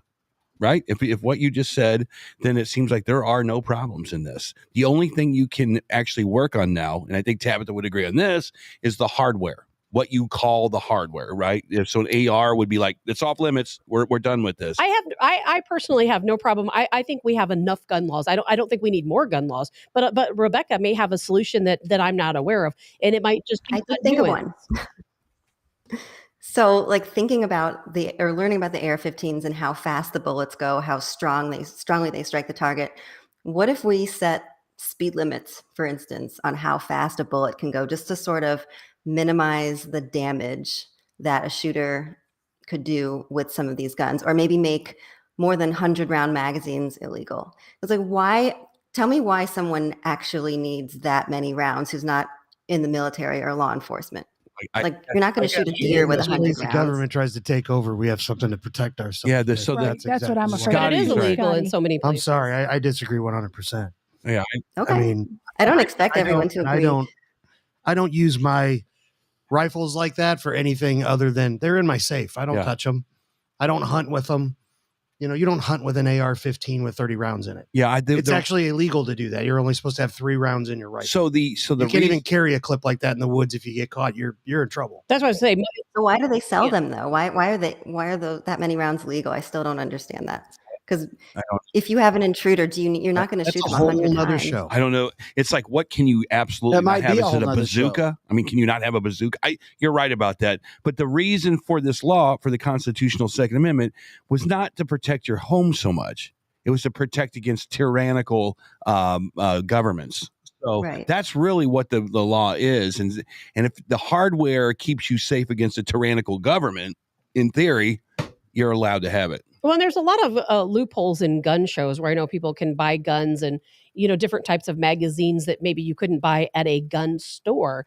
Obviously we have rules where if I buy a gun and I buy a large capacity magazine, I can sell it to someone else and no one's really even going to know I've done that. So, I mean, there are still loopholes where people could, but I still firmly believe that gun laws only affect law-abiding citizens, because the people who are going to commit the crimes, the people with the mental illness, they're going to find a way. I mean, they're going to figure it out. Yeah. No matter how much we restrict gun laws, Oklahoma City they will bombing. find a there way. you go. Yes. But don't you think there's something to the fact that like we don't have to just tee it up for them? We don't have to make it so easy for these crazy people to find weapons. I mean, I have 3 young children who go to a school exactly like Covenant. And I mean, I don't want to be scared sending them to school every day because to me, that is not freedom. Freedom is being able to send your kids to school, to live our lives, and to not have to worry about getting shot up. I mean, this is a uniquely American problem, and the rest of the world thinks we're absolutely Well, ridiculous. that's a good Rebecca, point. No, that is a good point. Rebecca, what do you think about my children have gone to schools just like your children, small Christian schools. What do you think about small Christian schools having like an armed officer or an off-duty officer on the premises? There you go. What do you think? We do. You do. And it's so funny, like our school is, right across from a country club. It's in pretty much like one of the safest areas in St. Louis. I always thought it was ridiculous to have a cop sitting there. Okay. What does he do all day? But now I'm so grateful that he's there. There was a day in this country where you could walk right into the terminal of an airport. Did you know that? Yes. You could times have put your bag changed. through the X-ray machine, and you could actually go meet your mom or your dad or your brother there at the terminal. Those days are over because we live in a nutty ass society. Okay, so to have schools mandatorily have cops at a gate and a checkpoint, I'm afraid that we're at that point. And another thing, our teachers should probably have a lockbox where they're able to hit a code and get their gun out if there is a shooter right outside their door. Well, if they want to be armed, because you can't have somebody who's never shot a gun go try. Well, to it's like having a fire extinguisher. I don't care. But as Tabitha said last week, there are probably more teachers. Well, I can't say it. You said there are enough teachers who don't want anything with guns. You said. Well, there are. A lot of teachers these days are very liberal. Liberalism has taken over a lot of schools. A lot of those teachers are against guns, and they fight against us having weapons. So they certainly don't want to carry them. And a lot of teachers don't want that. The schools don't want the liability insurance wise. And Rebecca, I completely understand where you're coming from because it's such a fine line between wanting to protect our families, our children, protect ourselves, but yet not take away our constitutional gun rights. And I know that you and I know the ladies of Liberty fight very hard, for our causes. And I know you support gun rights. And it's such a fine line knowing how to deal with this situation. So is your perspective just that any limits whatsoever on guns is an infringement on the Second Amendment and on our rights? I just don't know that no limitations is even possible. If you read the Second Amendment, I think we have enough gun laws in place already, in my opinion, because I think that the people who are going to want to commit the crimes I think we could have a little bit more regulation as far as gun sales and personal transfers. But I do think that the gun laws we have in place, especially here in the state of Missouri, I think that they're exactly where they should be, because if these people want to go out and commit a crime and they want to go and shoot up a school, they're going to do it. The criminals, they're going to go out and they're going to get the weapons. They're going to kill the people they want to kill, whether or not it's easy to get a gun. I think it would be a very prudent thing. I don't know if you're interested in this, but we should have her on with Colonel Joe Edwards and see what he has to say. Adams, I mean. Colonel that would Joe be Adams. A very interesting I would like to thing. see how That he really retorts what she's saying. Well, he's a military man too, though. Yeah, but what we're saying is if you put and he has a cannon, if you put any laws on and a tank, if you put any impediments on the Second Amendment, it affects him directly, right? Would you say that's accurate? I just worry that gun laws, if we keep putting more gun laws in place, it only hurts us law-abiding as citizens. It's like I said, though, it's such a fine line. I understand exactly what you're saying. We have to protect our she's children. trying to have the conversation. Is there something more that we can do? Yeah, for instance, limiting the speed of the bullet or the force of the bullet or the damage the bullet can cause. Because I mean, comes down to the obviously guns can still be modified. Wait a minute. What if I'm a teenage driver behind a really fast car, a Lambo, and I decide I want to take it at 200 miles down Washington Avenue in St. Louis? Your parents are going to put a governor on your car. Well, are you going to have a conversation of all cars should go 30 miles an hour, and then that will solve all problems? Or does the car just sit in your garage until a incompetent boob gets behind the wheel, right? And see what I'm saying? I've never seen a hammer build a house. It was always the person behind the tool building the house. So it's a good metaphor. I'm really trying to figure out how the hardware is the problem. I don't, maybe we shouldn't own F-15 Eagles, and maybe a tank in our garage is a bad thing. But I don't own a gun. I'm literally saying this is not a gun owner. See, the one thing I've noticed too, and I can't remember which school shooting it happened at, but I saw this guy who he lost a daughter in a shooting. He was all about Parkway gun rights. And then when this happened, he wanted to start having some more conversations like Rebecca. Rebecca, you're a strong conservative. You actually go out publicly and put yourself out that way. Now, you and your family have been affected by what happened in Nashville as well, and you see it.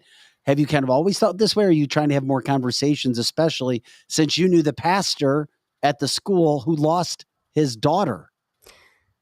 I haven't always felt this way, but I will say that the more I learned about AR-15s, the more, and like I said, the bullets go 3 times faster, strike their target with twice the force.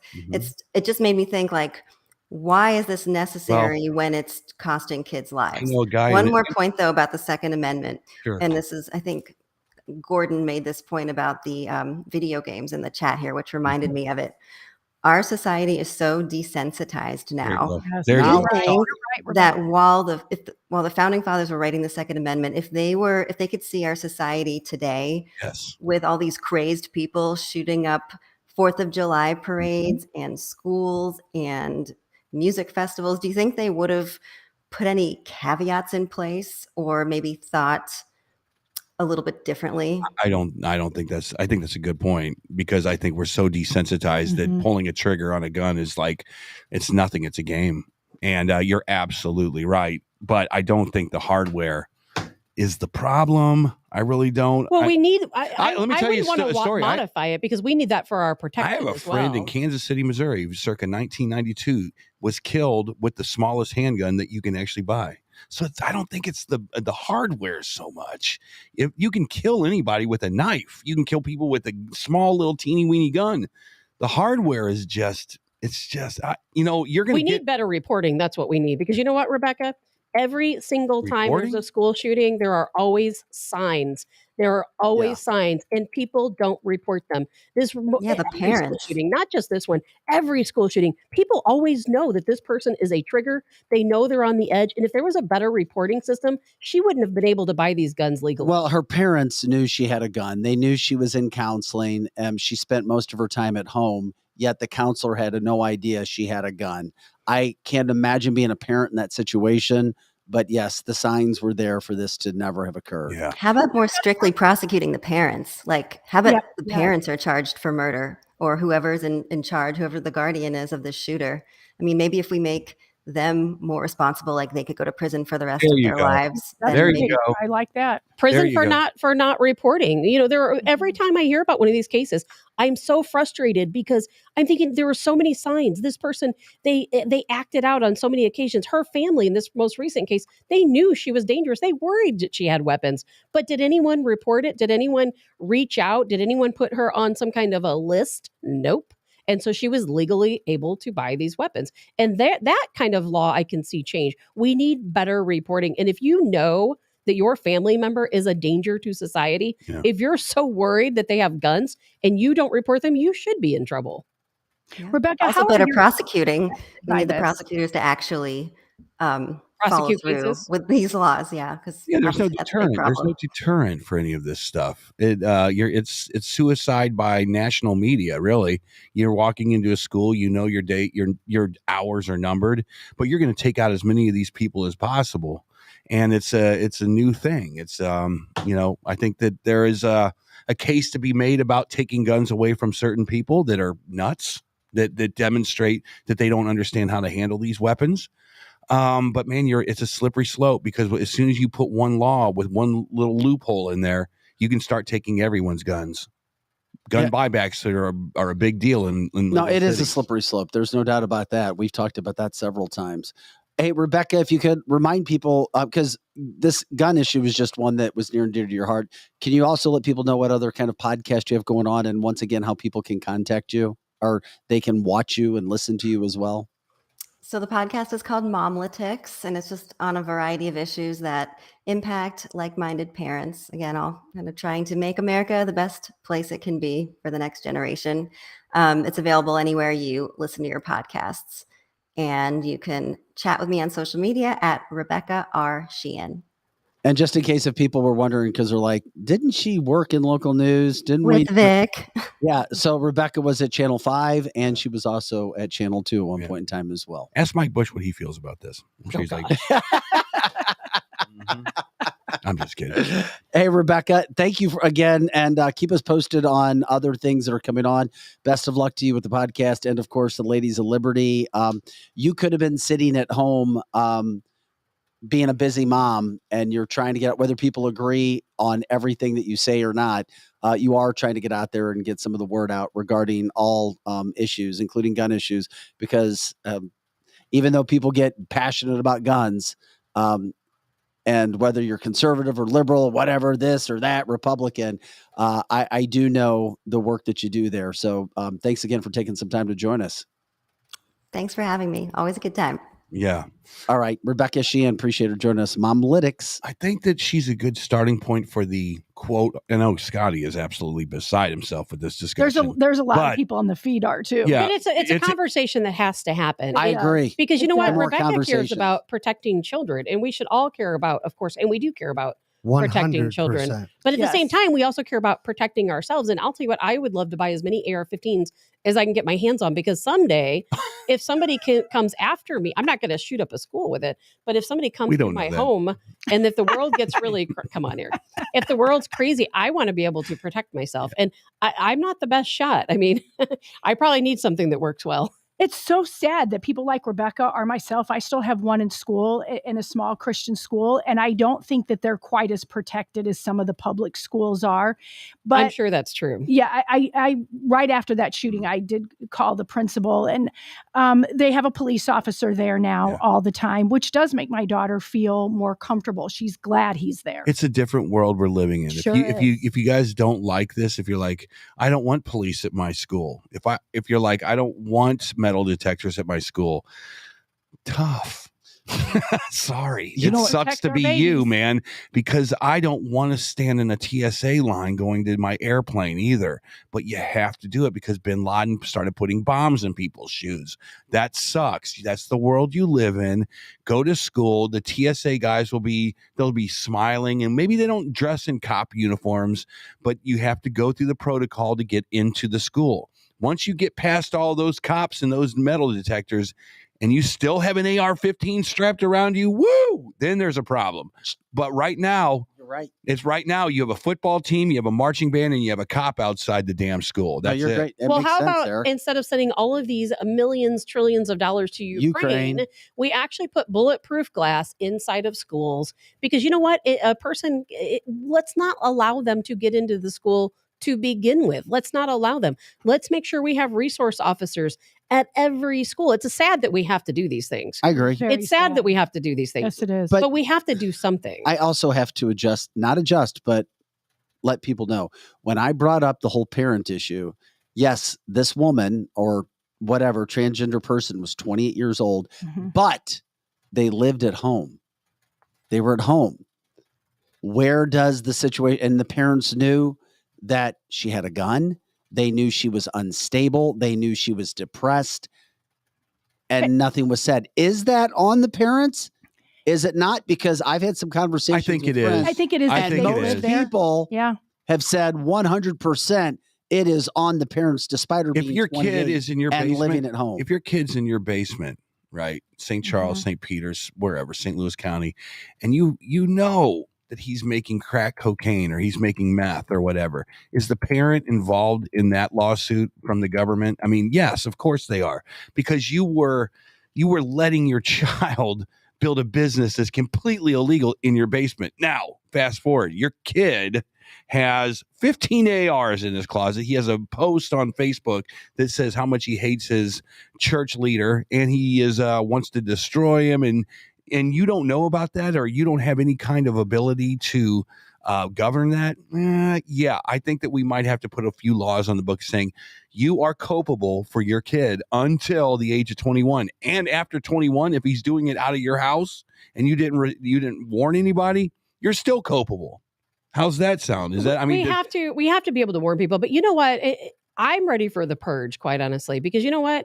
I am so sick of us having to put up prison gates around schools just to keep the kids safe. I am more ready. Well, why don't we just take care of the criminals? How about that? How about we take care of the mentally ill instead of putting Band-Aids on situations? Why don't we actually do something about crime? We're getting to the point where seriously, there's going to be more criminals than good people. And I am so tired of thinking that these kids have to go to school in a prison with razor wire around it to protect them. It's not prison. It's not yet, but what if you really think about it, if you want to protect your children, you literally have to put them in a building with a fence, with razor wire, with armed guards to keep your kids from getting killed. Maybe we should just take care of the criminals, and maybe we should just take care of the mentally ill and not have to keep going through these lengths to protect our children. Taking care of the mentally ill, that's a big aggravated about it. No, I get it. That's a big topic. Why are we letting the criminals because win? You and me and her and him and Vic vote for some of the most ridiculous people on the planet to run these situations.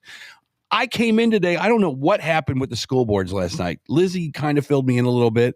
I'm praying to God that the right people are involved in these school boards to make the right decisions. I mean, like competent CEO, leader kind of people that have managed stores, corporations, institutions that have walked into these school boards and go, we understand common sense. We understand A plus B equals C as far as cause and effect go. There's some good people, Eric, but they're I'm not wondering. all the people with the backgrounds. If you just wanted and said, Why? I mean, why?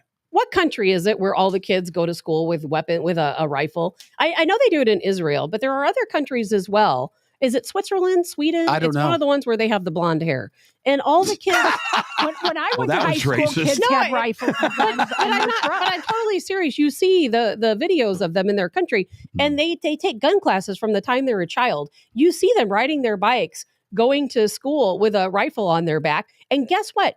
They don't have school shootings in any country but the United States for the most part. What is it we're doing so wrong? It's the Why can't we ideology get of this country. right? Okay, it's not Swedish. I'm Swedish. I don't have Switzerland. Lisa said it's Switzerland. I don't have a gun I knew on it was my one back. of those blonde states. Well, it's the Nordic states. countries. Yeah, Countries, the Nordic. We don't all have. But maybe we should. Maybe we should teach our children from day one how to use a weapon responsibly. Maybe we need to quit having our kids grow up to be criminals, for God's sakes. We're getting to a point in this country, there are more criminals than good people. And if we don't stop it now, we're done. Eric, We've lost. I have more bad news for you, Eric. Oh, boy. Here we go, Eric. We said it earlier today, too. Yeah. The last election, as Tabitha said, was really good for school board in Rockwood. Yeah. Well, Rockwood came back very, very, very strong with a liberal makeup last night. You know, the tale of two cities. Yeah. I mean, these days, until they get the school boards all figured out and all that, you really have to have your kids. This is just my opinion, because I know a lot of people go to public school, but, you know, I wouldn't have my kids in the public school right now. And if you can afford it, because it's ridiculous. It's a whole nother. We'll do a podcast on it. We'll do a show on it because we can't just. Here's a shout out to our beautiful listeners. If you know anybody in the Rockwood School District, mom and dad of a freshman through senior at that school district, tell them to get in touch with us now. I would like to know. St. Louis area, for those who were wondering if I'd love to know it. Maybe they're doing a good job. Maybe I'm being too hard on them. I don't want to be hard on liberals if they're doing a fantastic job. Maybe they're making the Pythagorean theorem and they're able to prove it with trigonometry, like those two girls did the other day in New Orleans. That's a great way to end the show right there. Yeah. We appreciate all of our guests today. We had Steve and Kathy Helbig-Strict. We had Scott Rosenblum, one of the top attorneys in America, criminal defense attorneys, telling you why this whole Trump situation is a joke, and he does not like President Trump, so it's not like he's a conservative. And of course, Rebecca Sheehan with Momlitcs. Scotty Gherkin on the engineering boards, Lizzie Sparks taking care of the comments, Eric Johnson, Tabitha Hassel, I'm Vic Faust. We appreciate you guys joining us today. Tabitha, who do we have again tomorrow? Dan Biggs, former assistant district attorney in New York City, who's not a Trump supporter, but he's going to talk to us also about this case coming from a New York City standpoint. Yeah, I want to hear the New York perspective and anything else that's going on. Yeah, we appreciate it, guys. Thanks for joining us for Cancel This. Remember, you can watch all of our episodes on cancelthisshow.com. Have a great day. We'll catch up with you next time.